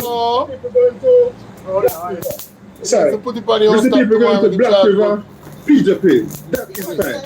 But what of Westmoreland? What of Westmoreland? The roads are filled with vehicles.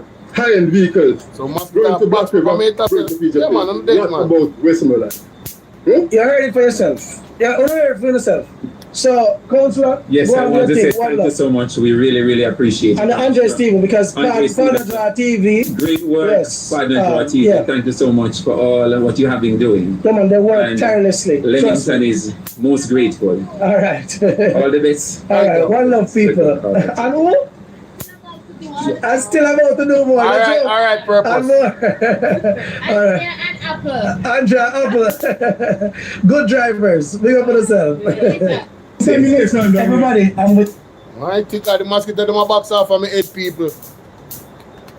Mosquito them a box off of my head. You can't imagine all. Oh, this somebody a call your mommy. Somebody a call you. All this. Straight call, I don't know. I have to take it off of the speaker.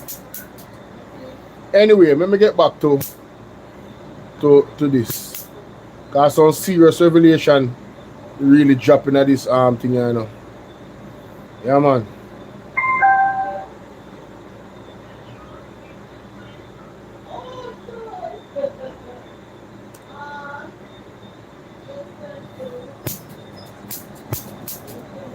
Elizabeth. I will also speak to you about what's happening in Westmoreland, Hanover, Trelawney, because the information that we're receiving from our representatives is too much not to share with Jamaica.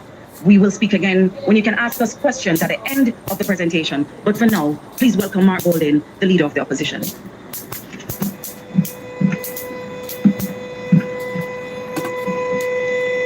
Thank you very much.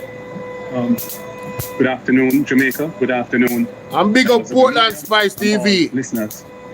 Big up Portland Spice TV if you question them when asked. Big up Portland Spice. I want to begin by expressing my profound, heartfelt condolences to the families and friends of those who have lost their lives in this tragic hurricane or its aftermath. Our sympathies also extend very profoundly to those thousands, tens of thousands, perhaps hundreds of thousands of Jamaicans who are suffering at this time from the impact that this hurricane has had.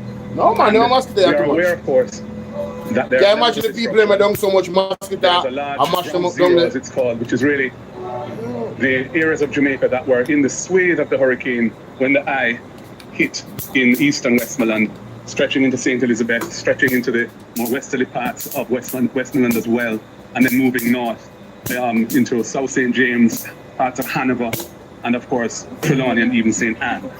The rest of Jamaica has also suffered damage, some of it before the hit of the hurricane. So thank you very much. Leave them out because there are communities all over the island where people are in a very difficult situation, whether it be due to no access with roads being blocked or breakaways, landslides, and so on. Our hearts go out to all who are in this dire predicament now. Now, I would say that this hurricane and its aftermath represent an existential threat to our society as we know it. Yes. People in life-threatening situations of isolation and deprivation mean that unless relief can reach them promptly and unless the necessary assistance can be found and distributed in an equitable and transparent manner to help them rebuild their lives, Jamaica is going to be facing very difficult times. And so, nationwide, Kevin, whatever you want to name, or Chevon or whatever, Chef and Butter, you know hear why the man them do press conference. I people them do it for. Now not for it politics. Man, them have people them represent, and the thing is dangerous. And if you haven't been in the areas they have been, you don't know. I'm almost sure say you know left and going to deep areas them all know. I am almost certain you know left go down there. And even if you did and you have this stone, shame on you. That even make it worse. You should have come ask them and then question them. Listen. I think that point is not lost on anyone who's familiar with what is going on as I speak. In this context, we all need to pull together. Yes. In unity. Yes. To get Jamaica through this terrible disaster. This is a time to join hands and hearts. Vivian, what's up? Not just in words, but in deeds. That means, Andrew Honest, don't just tell us that you want to unite. Show acts of unity. That's what that means. Don't just come and tell us that, yeah man, you know, I want to unite, let us unite and let us build Jamaica. No, show us that you want to unite, Andrew. Put in the work, Andrew. That's what the man has said. Put in the work. So that the whole nation can feel part of responding actively to this devastating situation and the solutions that will help us to pull ourselves out of it.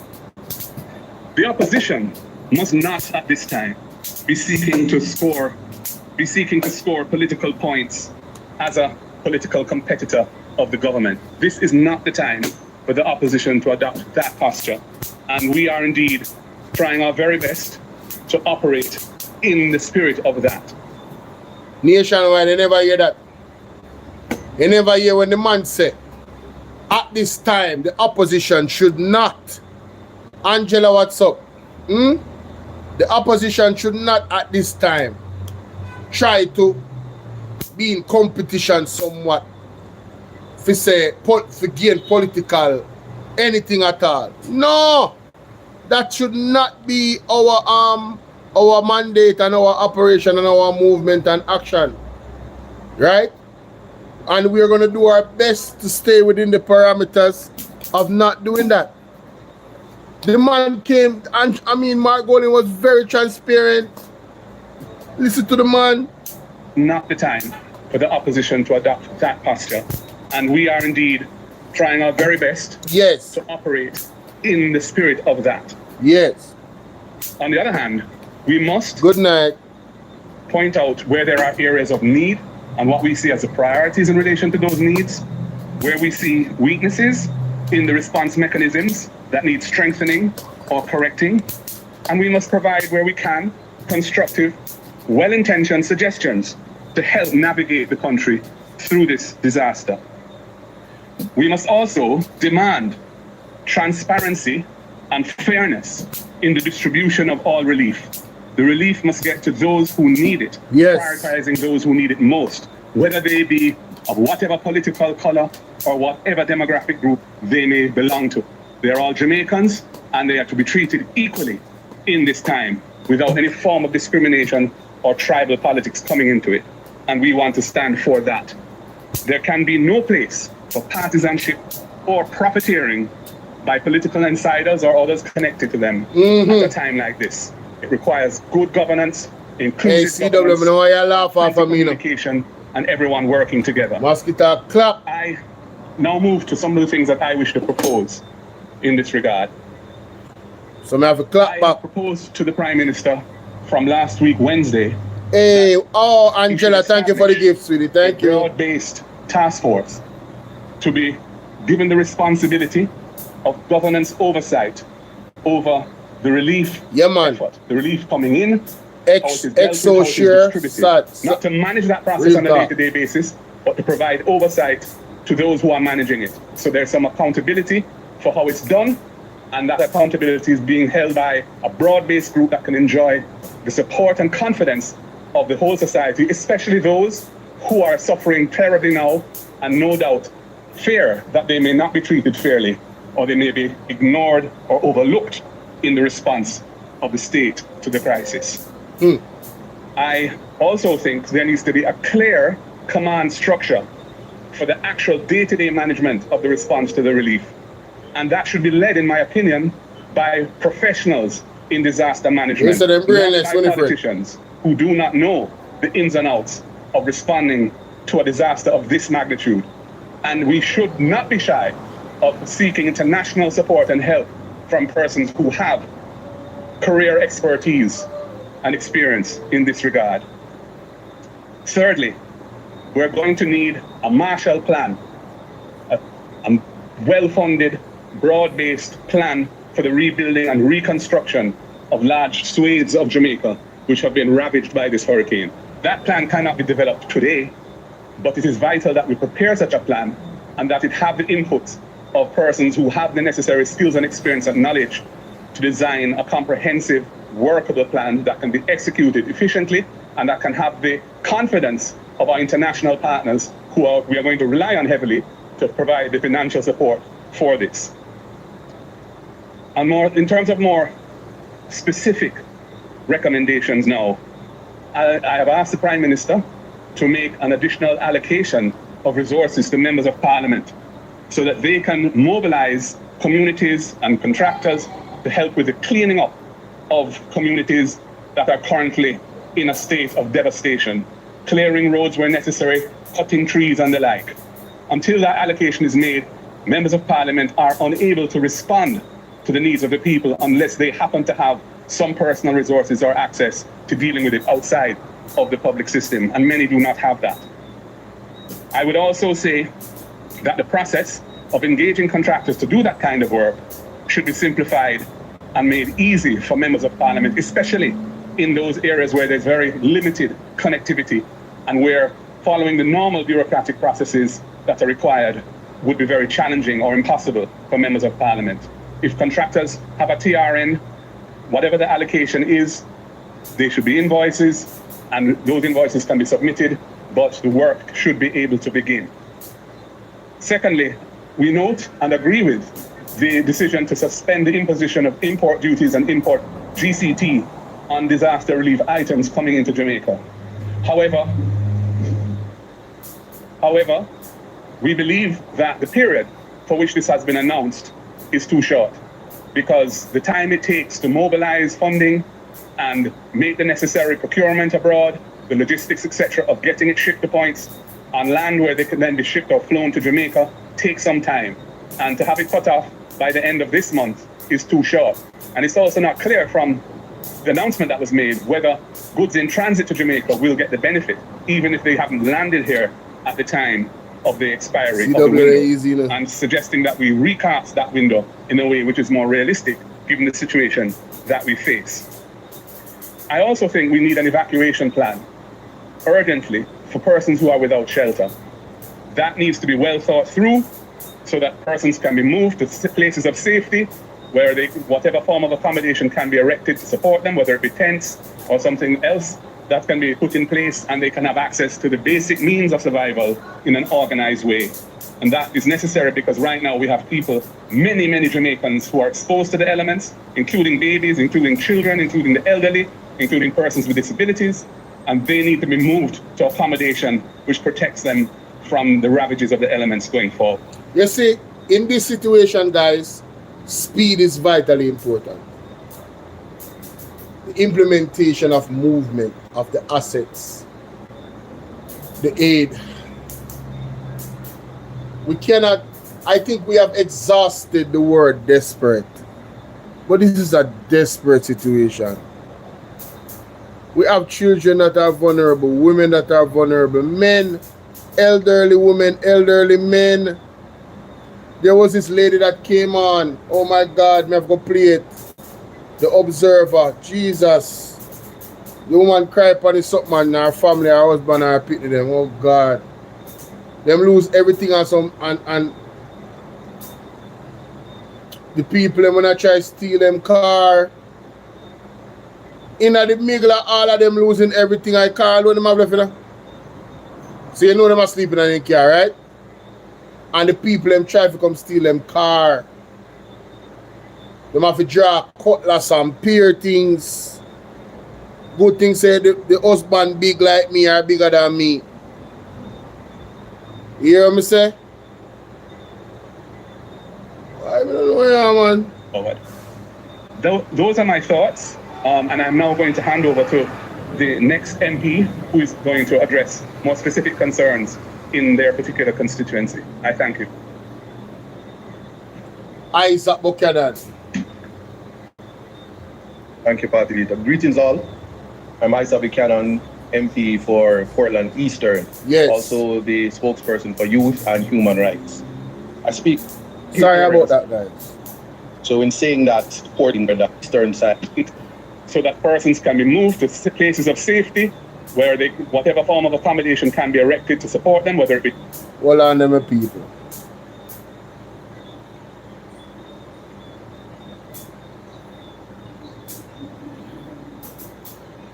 We need to get this per record.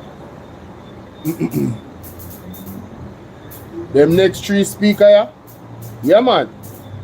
We need it per record, man. Dangerous thing are going on at St. Elizabeth, Southern St. James and East Portland. You hear me tell you?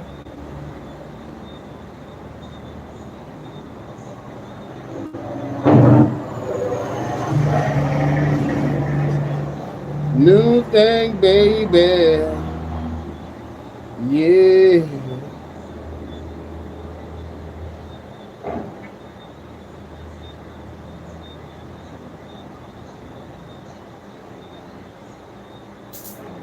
Take some time necessary because right now we have people major movement now, more specific concerns in their particular constituency. I thank you.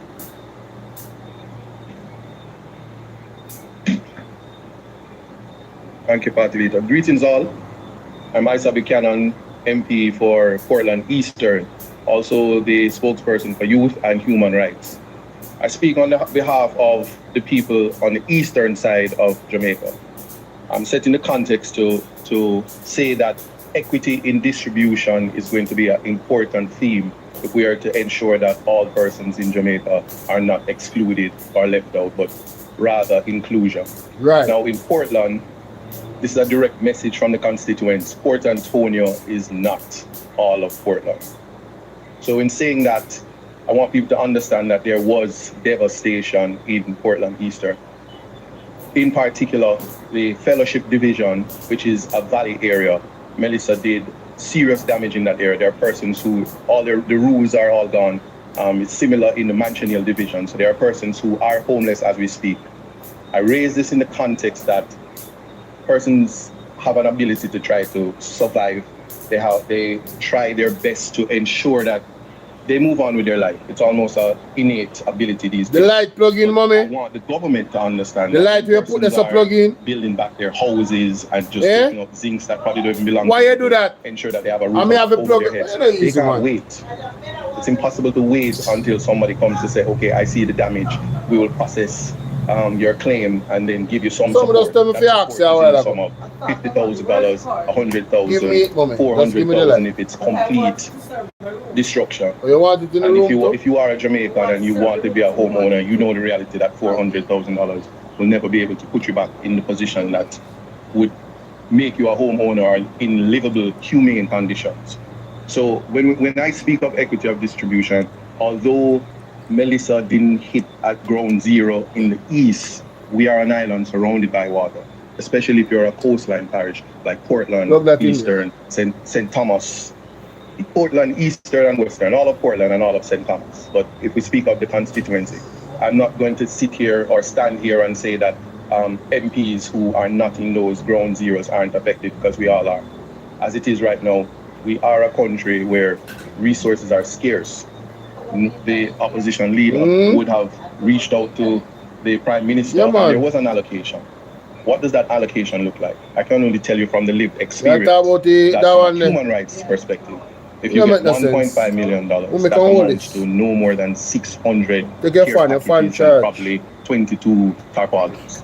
Why am I speaking on this? Because it would mean that if you are a member of parliament and you had persons voting for you in the amount of 8,000 plus persons, these are persons that have been affected, and whether you know it or not, it's not just the elderly, it's not just women and children, they're able-bodied persons who live day to day. And I'm just using that as a starting point, because I'm saying this, it is not the time to be political. You can't see color, you can't see political parties. No, I want to add to that part before we continue with Isaac in this recording. Guys, please remember to hit the like button, get this video to 5,000 likes, right? In Jamaica, living day to day is a constant reality. Meaning, if that person doesn't get up and work on that day, they don't find food to eat. They call it the hustling. You heard what I said? If they don't get up and work, find something, cut somebody yard, whatever skill they have, go fish, they live on daily bread. If they should get sick, nobody is there to take care of them. These people now are in a worse situation than they were before. Just to put context. Context matters. Big up Isaac Buchanan. Let's continue. You have to understand that on a human rights plane, the needs of everybody will be important. And we might not know it now, but what Friday will look like in terms of how you source your meal, it won't be a laughable situation. No. We must look at what is happening across Jamaica. And while we start to think of how resources are distributed, I will yield to my senior, Natalie, to speak about distribution and all of that. But what I will say, though, is what is of great importance is that we are to go to the bare minimum and think of the human rights realities. There are persons who are ill, who their medication has to be on the refrigerator. They need energy and they don't have it. So 7 days have passed, thereabout, and that medical access is not a reality, because I've heard Portland is not a priority. I've heard that, and that is a sad reality, because I have the evidence in terms of looking at the photos, the pictures, being on the ground in Manchester, being on the ground in Reach, being in Fellowship. I'm just naming a few: Bellevue, Comfort Castle, Millbank, where there are just total devastation, disaster. Wow. Persons who are from the disabilities community, the disabled community, and they don't have a home. The shelters aren't in operation. It's not a continuation of it. persons have to go far places. So I need people to understand that. And when it comes to the distribution, yes, ODFEM is there, the Ministry of Labor and Social Security and care packages are going up, but I want you to quantify the reality. Is that if you have 300 care packages, that can just go to even one community. And one. While I stand as a member of Parliament of Portland Eastern, and I can do so much and no more with the resources. And I understand when it comes to the concept of support Jamaica and funneling all resources through the government, that is an impossibility and not realistic. So much so that I have gone on by taking guidance from the diaspora to start a GoFundMe. And it is the diaspora from Portland and persons who are concerned that have raised funds for me to be able to do things that the government is not yet prepared to do. I will just say, think of every single person, because that is my duty as a humanitarian, as a human rights attorney, and even as a spokesperson as for human rights and youth. And I will make a compassionate call to all members of Parliament that we are to work collectively through our offices. I will reach out to anybody that's close by, because I get the calls that my family is stuck in Westmoreland and I haven't heard of them.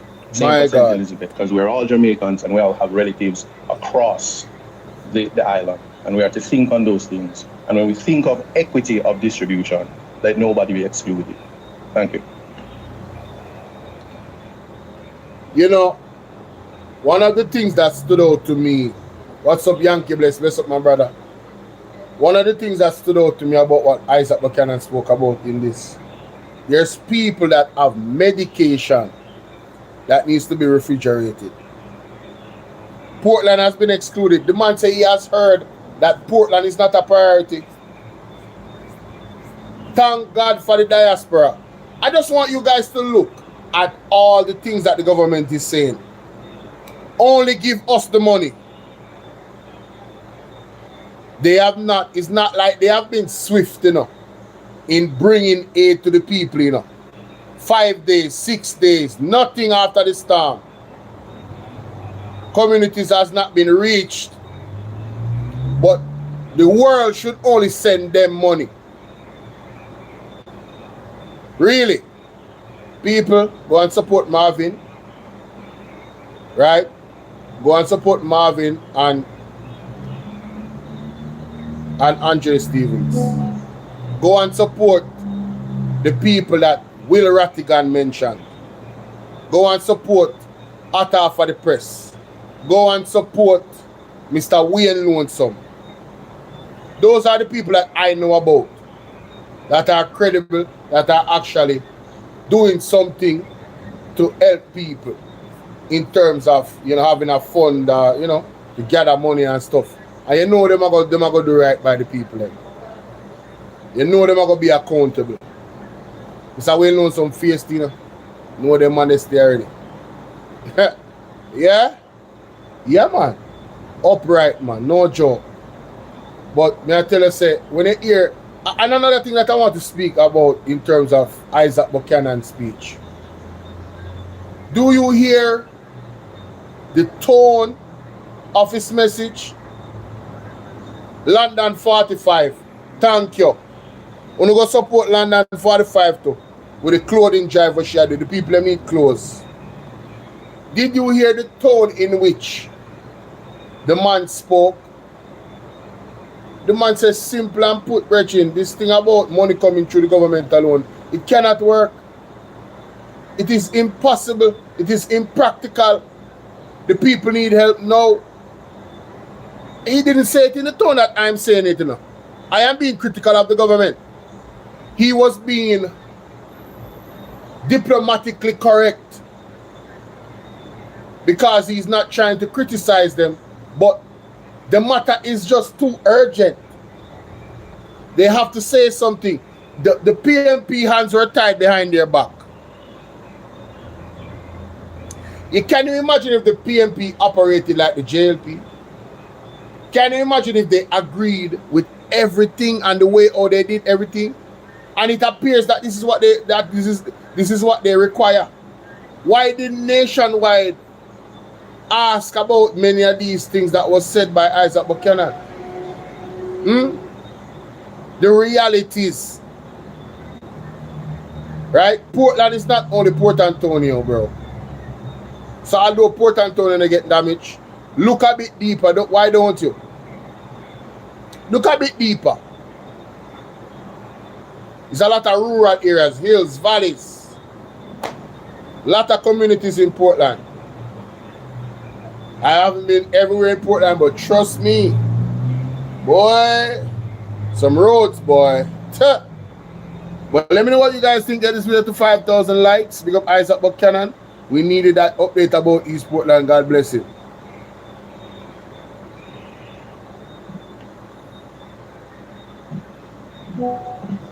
Good afternoon. I'm Zulika Jett, Member of Parliament for Northeastern St. Elizabeth. There has been quite a lot of attention being paid to Southern St. Elizabeth. Unfortunately, Northeastern St. Elizabeth has been left devastated by the passage of Hurricane Melissa. It has been almost 1 week since the hurricane, and regrettably, not one government official has actually visited Northeastern St. Elizabeth. Wow. Now, this is a constituency that has been ravaged. We're talking about entire communities that have lost their roofs, lost their homes. Communities such as Thornton, Windsor, in the Silo area, Bagdale Mountain. There are entire communities where absolutely no home was spared. When you look at the devastation, we're not just talking about it from the home perspective. We're talking about the road network. Our roads, especially in the interior of the constituency, have been substantially and completely damaged. We have roads which have burst open, leaving craters almost 20 feet deep. Wow. I have communities which have been marooned. There's no way for them to enter or exit. I have residents reaching out to me to say that they can't get out of their community, and they have elderly persons who need to see a doctor and they can't leave. Jesus. I went in search of a community yesterday known as Mariba, and I spent over 2 hours driving around and could not find the community of Mariba.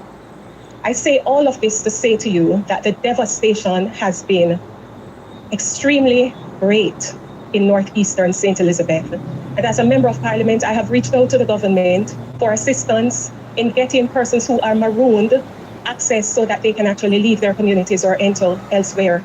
I have been told by the government that as a Member of Parliament, I cannot engage with private contractors to have their roads cleared or to have their roads put in a place where they can leave or enter their community. And so I have been faced with a difficult decision where I have to choose whether I obey the rules as they currently stand, in which case it means that residents will be left stranded and trapped and unable to leave, even in cases of emergency. People will not be able to have access to food, water.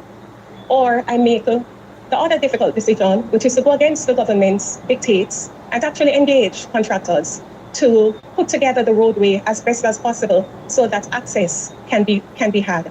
I have chosen the latter. And so I hope and I pray that the government will actually make some allocation available to members of parliament in the affected constituencies. I am calling on the government to include the members of parliament, to engage with us, and very importantly, to empower us to help the people who are depending on us because they don't have the numbers for the government ministers, they have the numbers for their members of parliament, and they're reaching out and begging and crying out for help.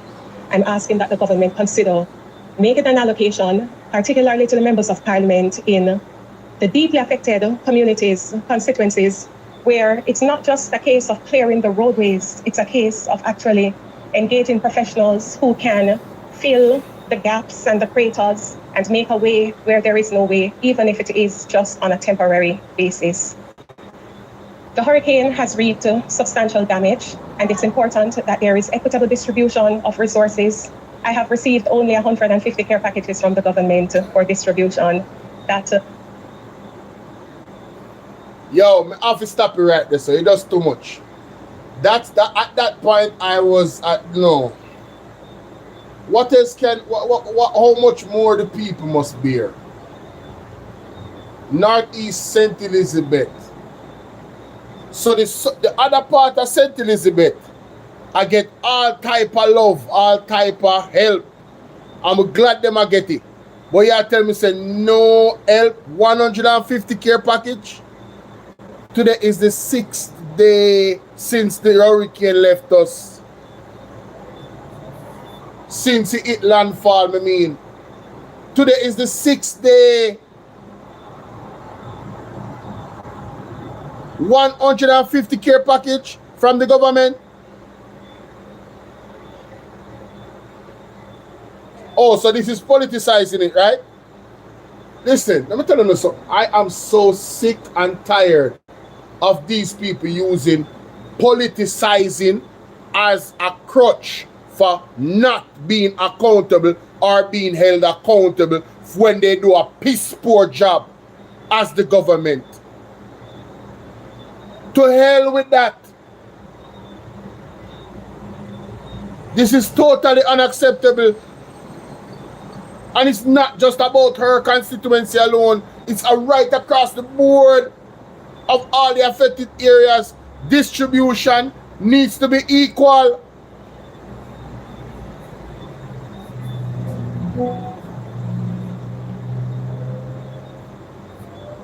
It's sick, my man.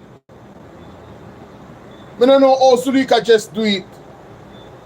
Even speaking about it and still all one pleasant look on her face and calm.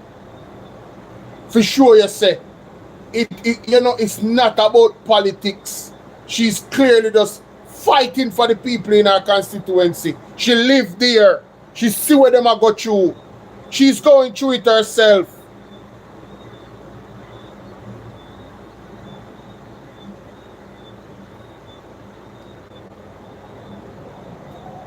Doesn't even last one lane in one community because everybody sources. I have received only 150 care packages from the government for distribution. That doesn't even last one lane in one community because everybody has been affected. It received only 150 care packages from the government for distribution. That doesn't even last one lane in one community because everybody has been affected in most communities. So it's not just the elderly or the disabled, it is everybody who is affected. And so I'm calling on the government to engage as a matter of urgency so that the relief that is necessary can be had. Thank you. Now, ladies and gentlemen, do you guys think that that was not important to have a press conference about? Do you guys think it was unwise for Zulika Jess and the People's National Party, with everything that Mark Golding understands from what is being related to him by his MPs that are in some of the most affected areas? Do you think that this press conference was an unwise press conference to keep? Please let me know in the comment section, and in the meantime, make sure you smash the like button and share the live. 5,000 likes is the aim. 1,000 shares. Let's go.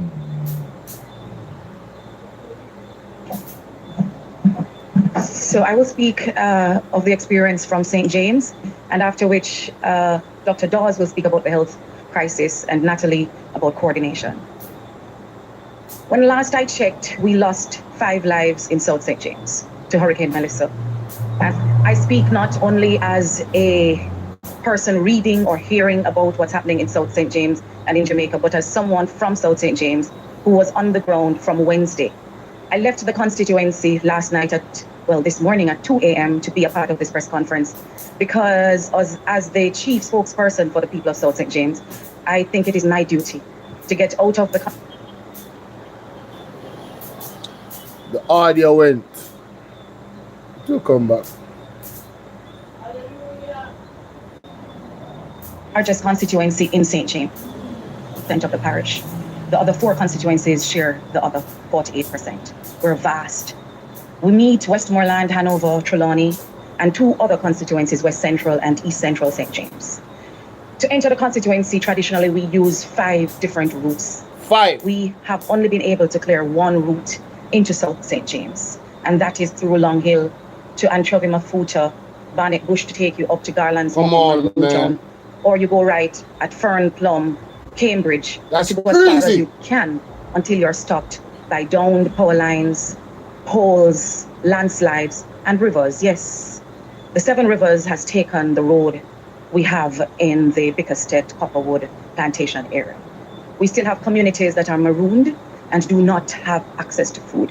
When I say no access to food, what I mean is that when we advised them to go to a shelter like the shelter at Cambridge High School, we told them that we were advised by the government that food would come after the storm, which was a mistake because some went in from as early as Monday of last week and they have not had food up till now. People, y'all tell me say, this press conference was unwise, dirty nationwide. This press conference was unwise to be kept because you worry about how you look politically for Andrew Holness and him nasty government. This was unwise. When put the people them and tell them say you're going to a shelter after a storm, them a can't afford. 7 days from Monday the people them did it. Last week Monday in a lose them house, obviously. Right? Lose them living where them live. That's why them leaving at the first place. Flooding in front of flood. Them roof gone.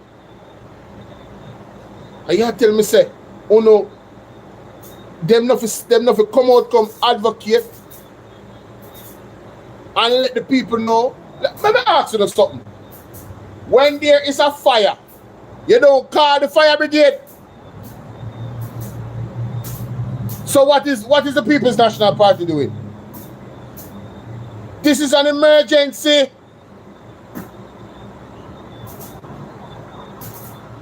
Seven days the people them don't eat.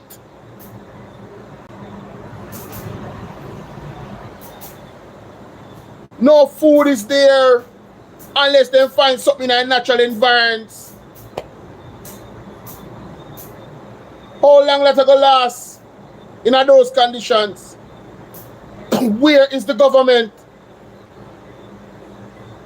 Andrew Holness, you went on CNN and said you will be able to reach the people immediately.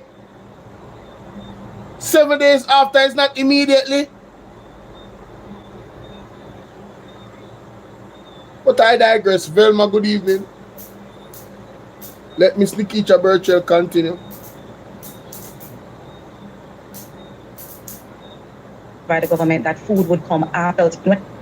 We still have communities that are marooned and do not have access to food. When I say no access to food, what I mean is that when we advised them to go to a shelter like the shelter at Cambridge High School, we told them that we were advised by the government that food would come after the storm, which was a mistake because some went in from as early as Monday of last week and they have not had food up till now. We were able to send a little blow boat across the roadway to get to some, and they got food for one night. All impressed much more.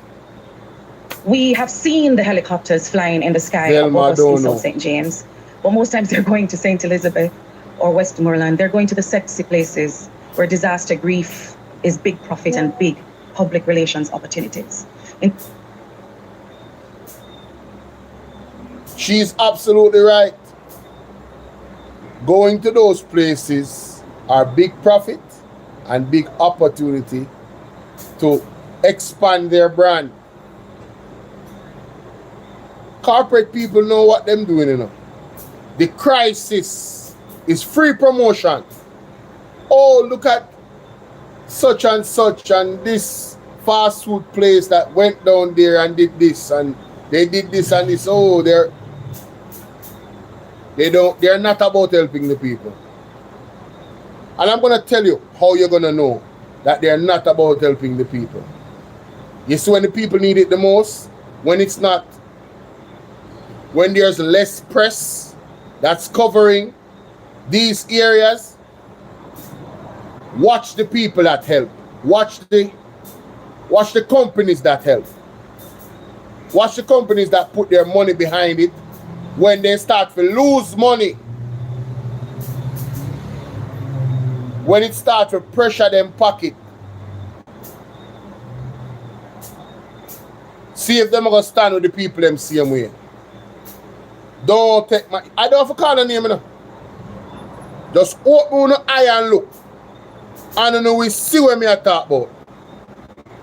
Down the line, 1 month, 2 months, just watch. Watch and see who is going to still offer their services to help the people in these areas that still don't have a home. Just watch and see. That's how you're going to know who really is about helping the people. Me know say Marvin now left them. Me sure about that. Me know say partner on TV at half for the press. We ain't known some always at the film thing. You understand? Him ever help people. You go see. Even some of the artists them. They're here to do the bare minimum because they don't want it to look bad upon them. Just watch what I tell you now. Watch what I tell you. You will see. You will see.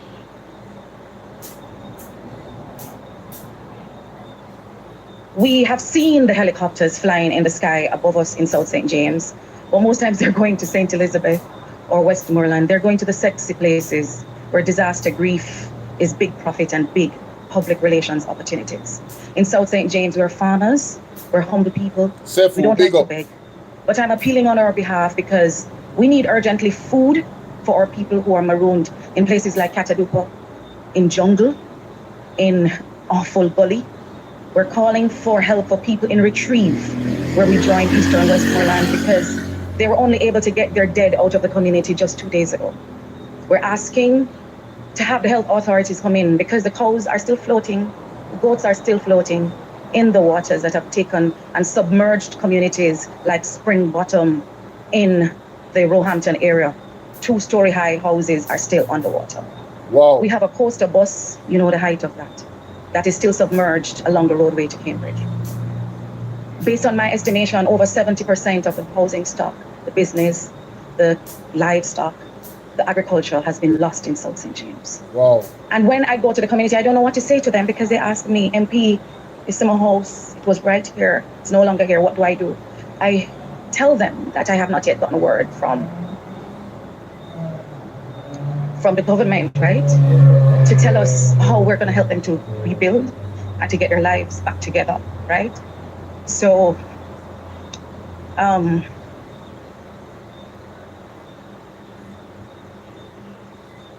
we're not asking because we are greedy. We're asking because the collaboration and the coordination on the ground is not reaching our people in South St. James. When I'm able to bring 2 bags of food like I did last night to the school at Malden High, they were not able to make breakfast this morning because it could only last 1 day. I'm asking you to help us to airlift some food into the communities, to get the sick people out of the homes and to the hospital. We have some pregnant mothers. We were able to get to the hospital at Cornwall Regional just yesterday.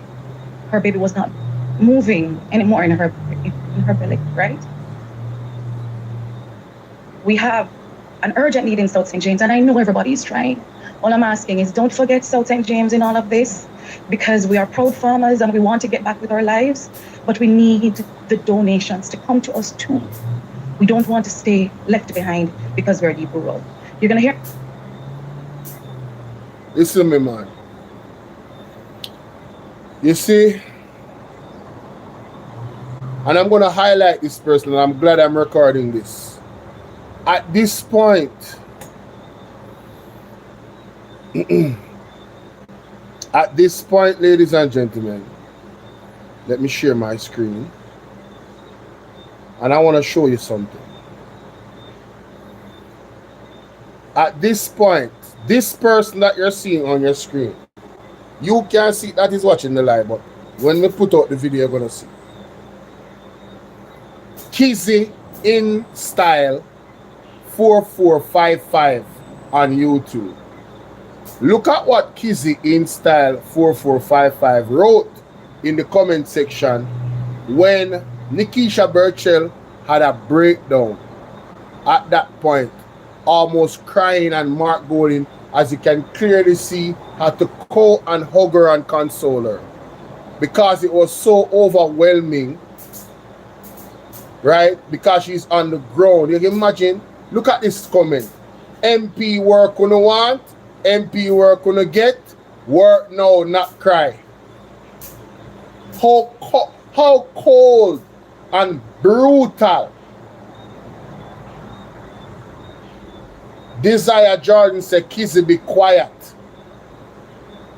Somebody say, Vibes with Kerry say, Kizzy, you have sense. And there were other reactions, but I screenshotted it to highlight hers at the top. I don't even know if you guys can see it. That's on here. Hold on. Most of them probably can't see it. Hold on there. Yeah, we can't see it now. You want to block out because there's something. Sorry about that. A good thing some remember. See it there, people? MP work on want, MP work on get. Kizzy in style 455 on YouTube. Yours are germs. You're the bottom of the barrel of a human being. No apology. How insensitive. How cruel. Huh? The lady's baby wasn't moving in her belly. People in maroon and lock off and now reach the hospital. And imagine, help is passing St. James, going to St. Elizabeth. Passing, and them need help. And it's the 6th day. I have people in the comment section making these comments. I have Nationwide talking about if you're sure it was wise. Me not come off fight, you know. Me not stop beat Nationwide for this. This is the last straw.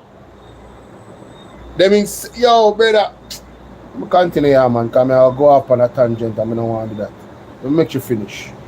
Unbelievable. Hear now from Unbelievable. Dr. Dawes about the health conditions because the mosquitoes are killing us already in South St. James, and then MP Natalie Nita. All right. I didn't even remember that's where she ended. And she had to end because she was gonna break down. She was gonna break down. That's real. That's people that have real emotions and are emotionally intelligent. She's living. She lived there. You know that she couldn't find some of her family. I don't know if she find them. You know that she couldn't find some of her family. Nikita Burchell, Dr. Nathan Campbell. I think he was supposed to be a part of this press conference. He couldn't. Him tied up in a Eastern port. Like, oh God. Him tied up. Him whole theme house get damaged. The people them, him are the council, him have to dedicate people them. I want to make me know what to think about that in the comment section here, man. Get this video to 5,000 likes and 1,000 shares. Follow me on all platforms. My God.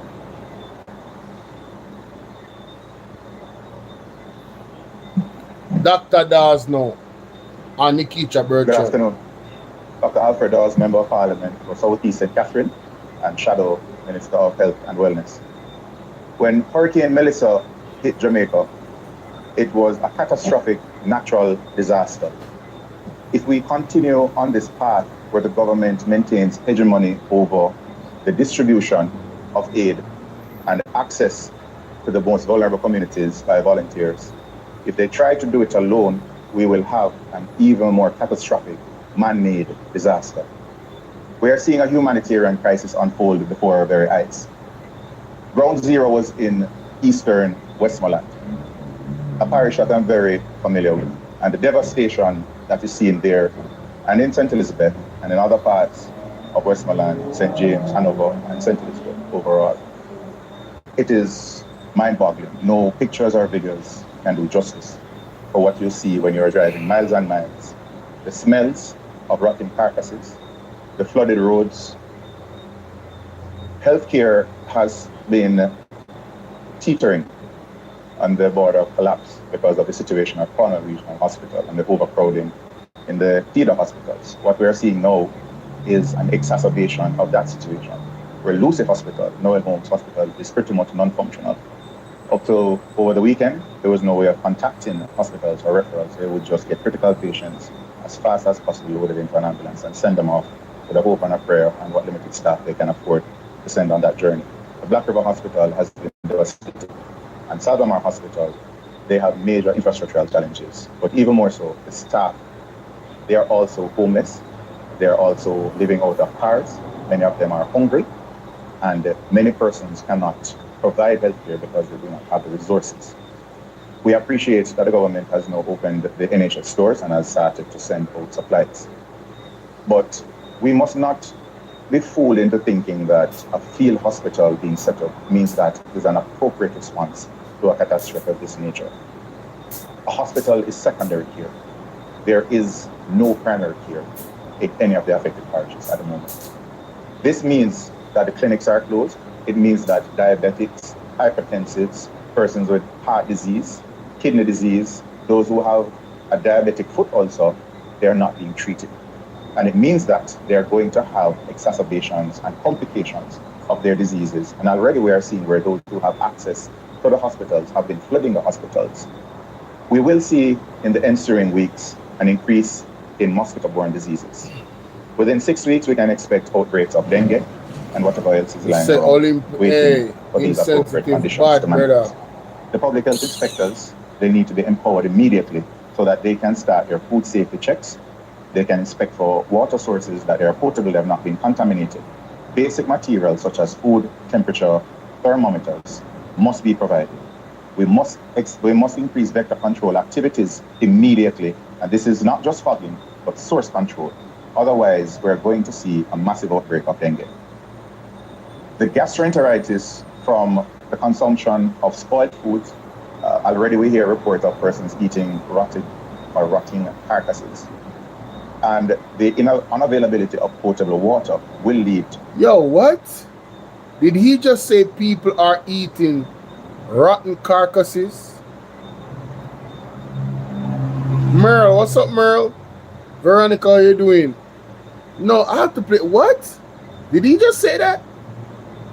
Let me slow that down. Hold up. No, sir. Nah. I hope I hope I'm mistaken. Wait a minute.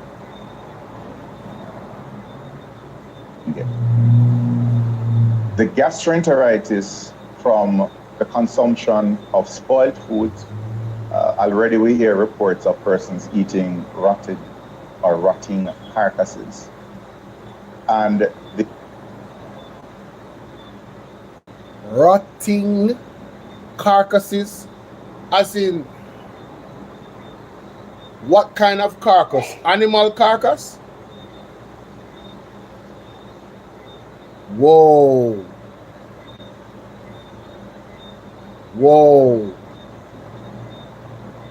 In rotted foods.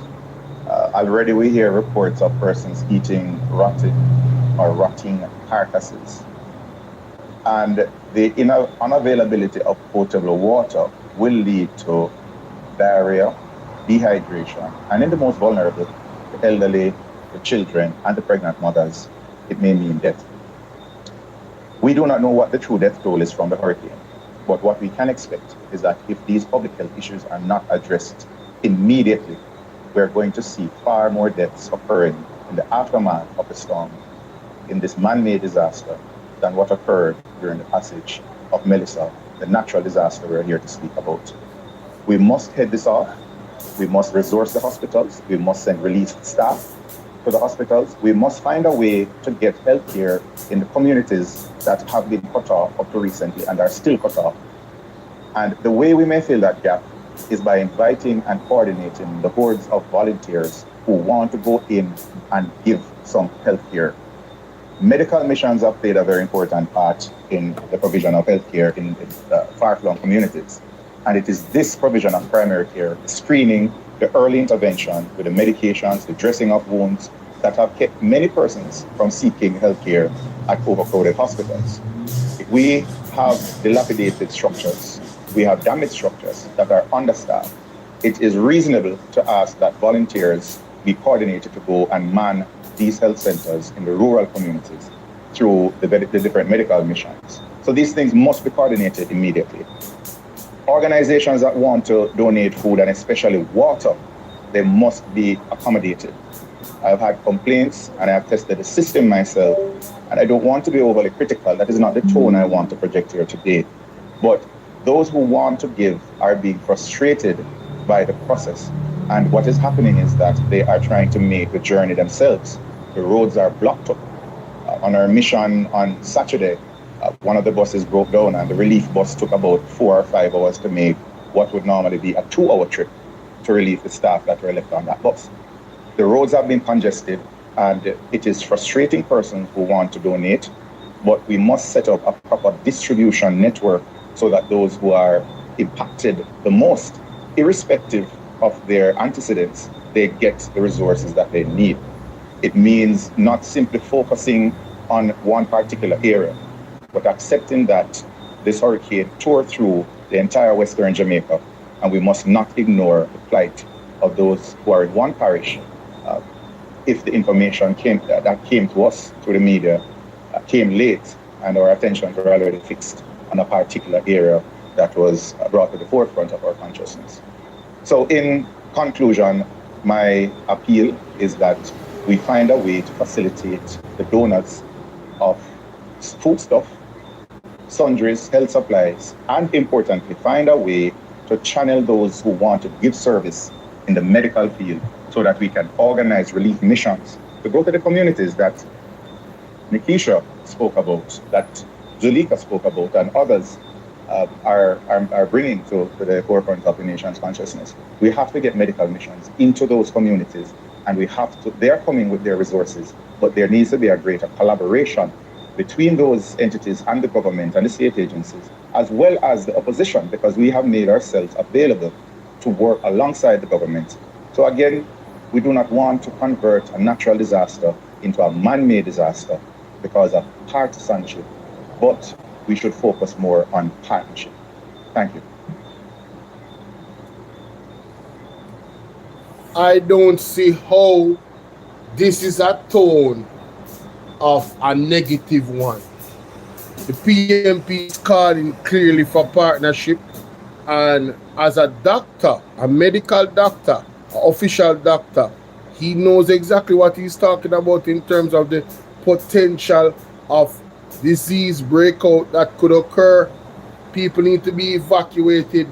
It's all hands on deck, so why not unite? But one of the most important parts is what Miss Nikisha Burchell has to say, because she's going to deal with how they can move forward. What is done. Let's see how they can move forward. Let's see what they're saying.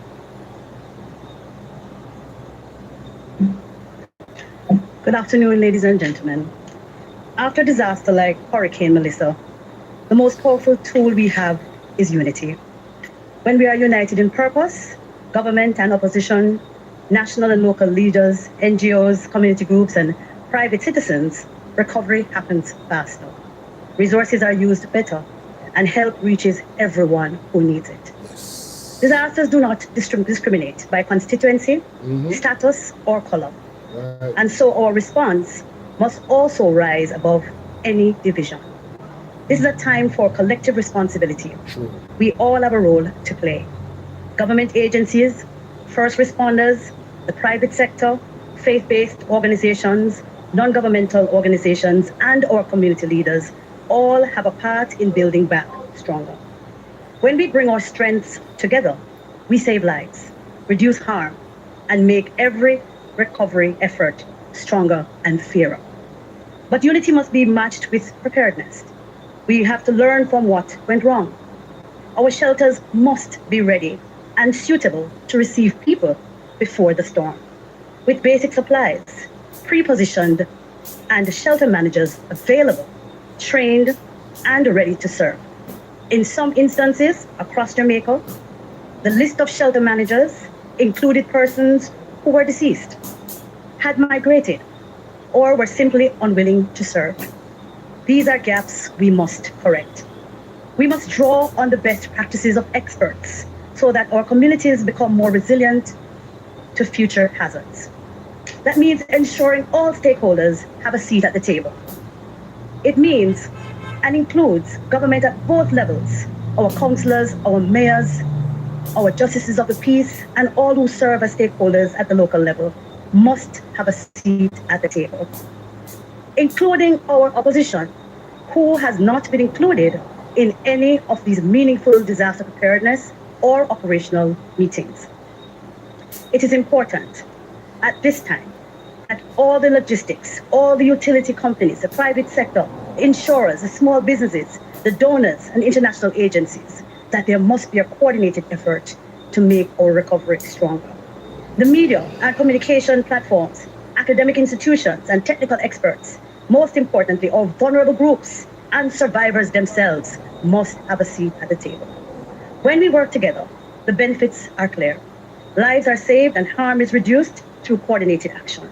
Needs are prioritized and duplication avoided so that no community is left behind. Resources are used efficiently by pooling transport, storage, and funding. Expertise is shared, combining technical skills and local knowledge. Vulnerable groups are protected, including children, the elderly, and persons with disabilities. Public safety and essential services are restored faster, helping communities to recover. And most importantly, trust is built because people can see fairness and transparency. If we are to build true resilience, collaboration cannot happen only in crisis. It must be part of how we operate every day. That means maintaining open communication channels, sharing information, coordinating resources, and planning together before the next disaster strikes. Of course. The opposition stands ready to work with the government to strengthen our systems and ensure that every Jamaican, wherever they live, can depend on fair and transparent support in times of need. Let us commit to building partnerships and putting people first. When we work together, Jamaica is stronger, and we lead with compassion, coordination, and accountability. Recovery is not just possible, it is inevitable. Thank you. Oh, come on. What more do you want from the opposition? They are calling for the unity of the government, not just in crisis, you heard what you said, but even before the crisis, so they can prepare together for crises like this. This is a call to action, not just for now, but for the future. But the JLP is steadfast in keeping Jamaica separated and divided. And this is why they didn't want the PMP to ask the questions that they asked in concern, where the Speaker of the House locked them off. Can you imagine? None of the planning, the PMP was included in it. None of the discussions, none of the committees, the PMP was included in it. So we want it on record, you know, and we want everybody to see that the JLP doesn't want unity. They don't. They are the ones that don't want unity. Okay? Let us be very, very clear about that. Mark Golding has been humble. His team has been humble. This was a cry. This was not a press conference to criticize the government. They were crying for their people, that are the people of Jamaica that are suffering.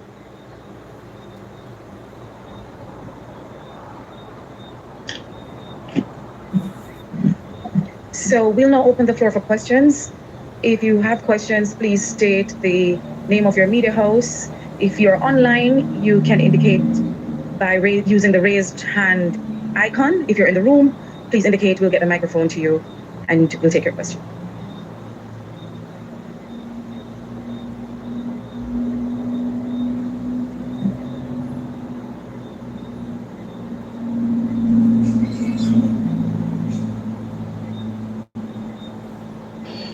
This question is for Mr. Buchanan and Ms. Jess.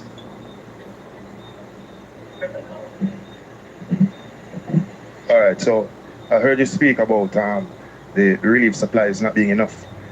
Do you think that there is an act of sabotage at play there, any at all, in both constituencies or anywhere else, as a matter of fact? So I'll answer. Oh, sorry, I'm Jason Cross from the Jamaica Observer. Thank you, Jason. I'll speak from Portland Eastern. I don't buy into conspiracy theories. If and I have no facts that there's an act or acts of sabotage. I would say if that were the case, that would be very idiotic.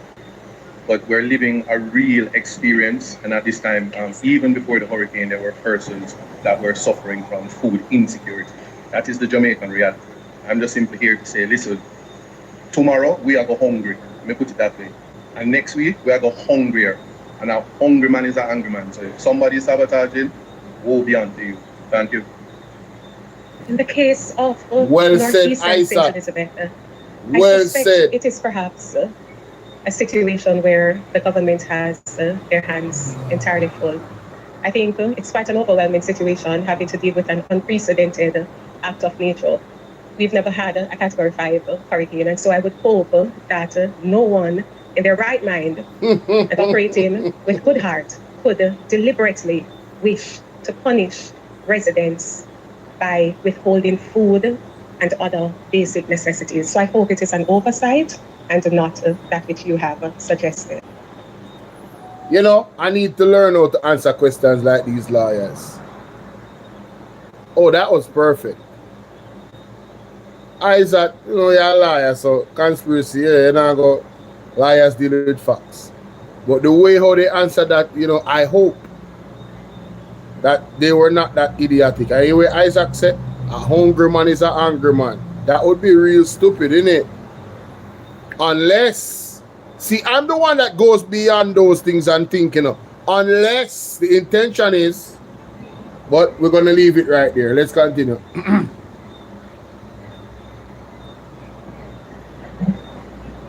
Good afternoon, Camille Williams with Television Jamaica and Radio Jamaica 94 FM. I have two questions, and this goes out to, because this is about MPs, anyone I think can take this. So the first question is, how much money would MPs need to adequately respond to the need? That's a good question. Well answered. And this is each. How much would each MP? I understand what you mean. I hesitate to attempt to answer that with a specific number. The scale of the damage is unprecedented. Come on now, talk to him. Quantified. Talk to him. And it differs from constituency to constituency. Exactly. So it doesn't permit of one answer per constituency.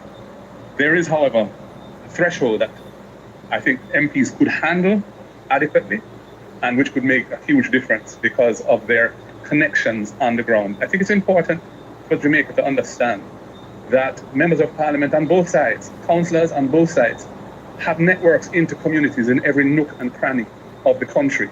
They're very large national organizations that are not central. As long as there are accountability measures in place to ensure that the money or the goods are accounted for adequately and properly, using that structure and the councils is a very effective way of getting to people in need.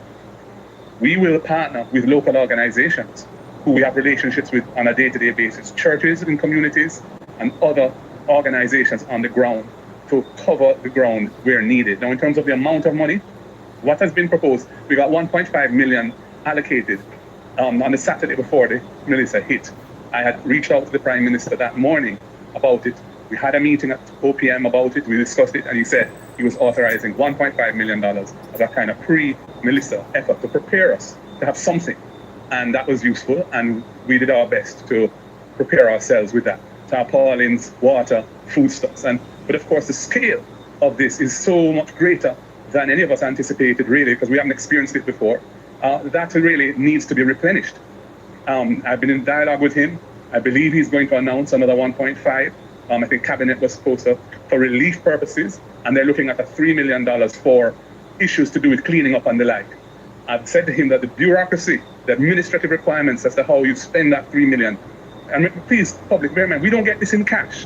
These are allocations that allow us to trust, as it were, the services, the food stuff from suppliers, and then we send invoices to a state agency who pay them directly. We don't handle any cash.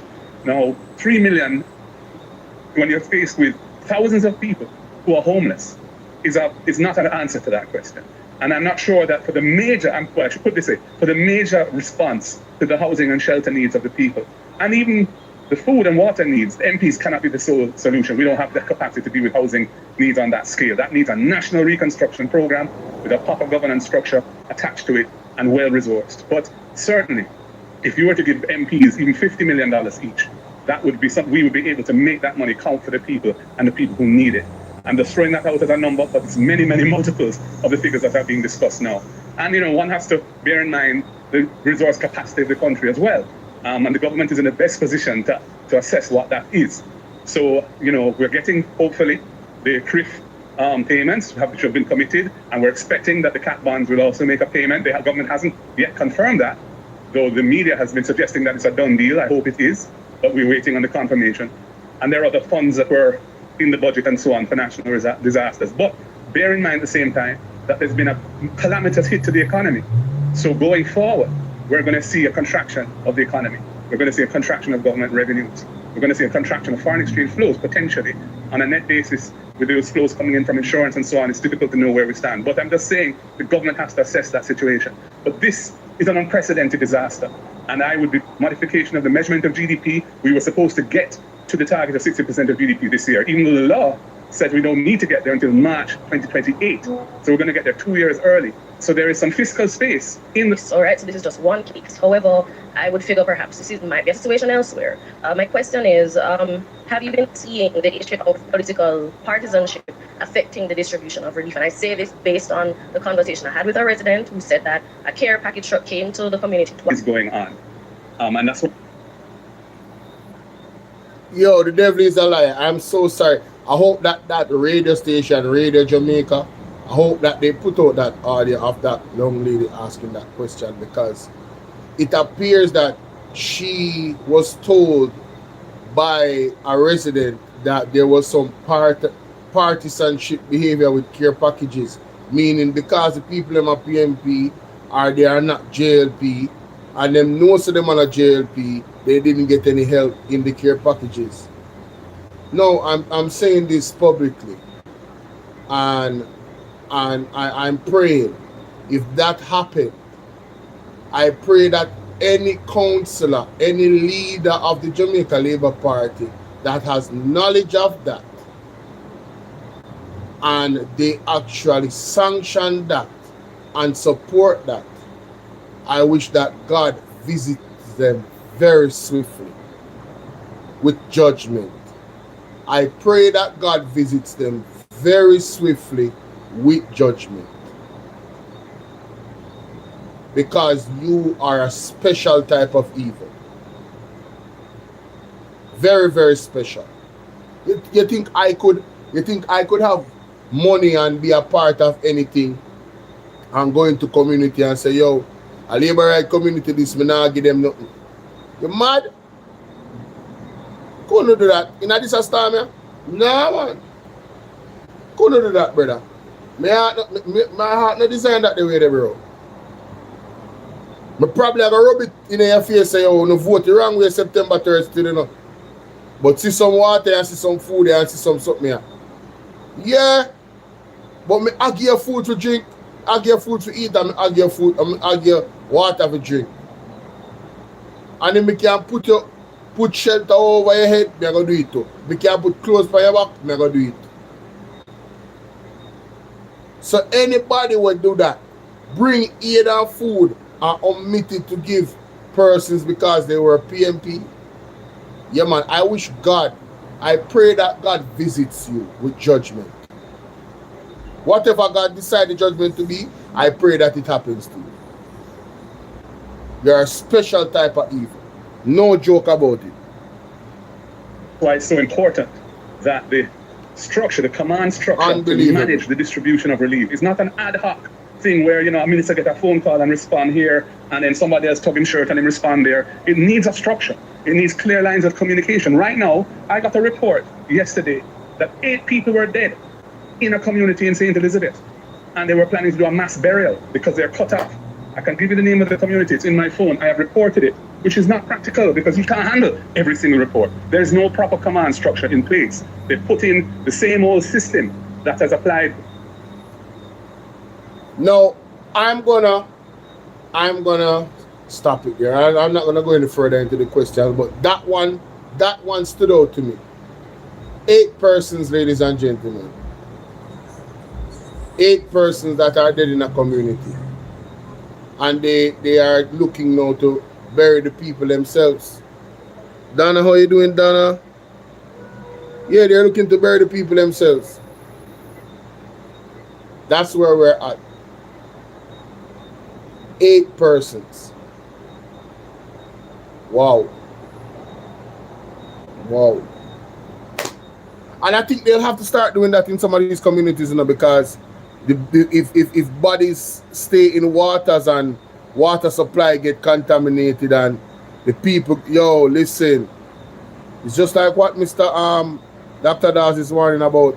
And the extent of damage is so much. What the PMP is saying, bro, listen, you cannot do it on your own. You actually need our help. We are here to help. Allow us to help. Allow us to help. And they are begging the Jamaica Labour Party government to allow them to help. But history will show what they will do. And we're going to be here to witness it. And oh my, I hope they make the right decision for the benefit of the people, lives being saved. Let me know what you guys think. Get this video to 5,000 likes and 1,000 shares. All right? See you on the next one. People, that's my time. God bless you all. You've been amazing on this live stream.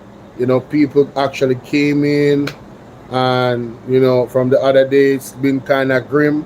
We actually hit 200 people watching on YouTube, on Bolo VNR clips. We went over 200, 240 at one point. That was amazing. On TikTok, some semblance of normalcy. Back to the page, you saw 80 people, 80 plus people. I saw my darling Nicole. I don't know if she's still here. I got to see that she is actually good, and no rain went her way, thank God, with this hurricane. And thanks to my gifters on TikTok, thanks to the people that hit the like button. And I don't know if anybody donated to the Cash App or the PayPal, or I don't know if anybody donated to the Cash.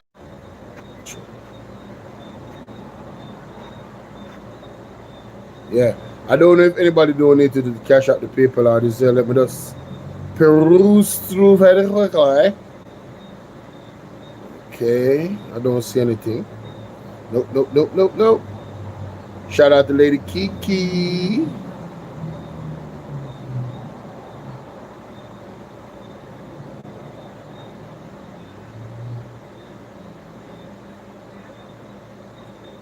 Oh, Velma sent me something. Hold on.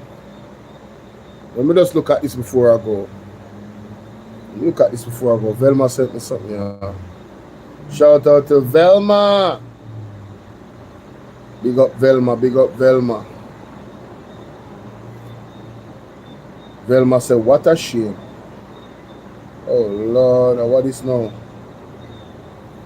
Oh. Jamaica, it's all politics. No equal playing field for the other people. This is why you cannot trust this government. Damn. See what I'm going to say. Oh, I played this already. This clip from ITV News, November 3rd, it's going viral. Yeah, it's going viral. That clip is going viral. Very much so. But yeah, man, you know, nationwide, that dude, those people over there, sick stomach. Them sick stomach.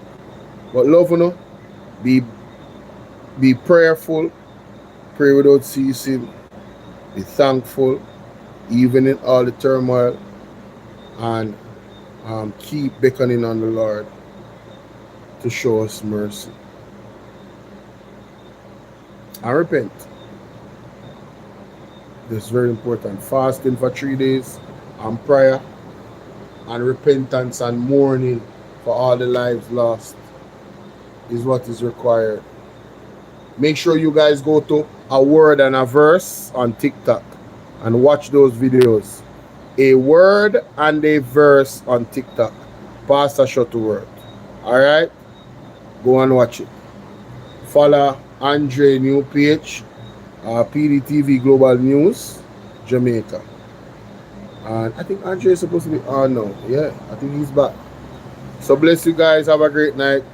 See you over by Partnerja TV. See? Peace.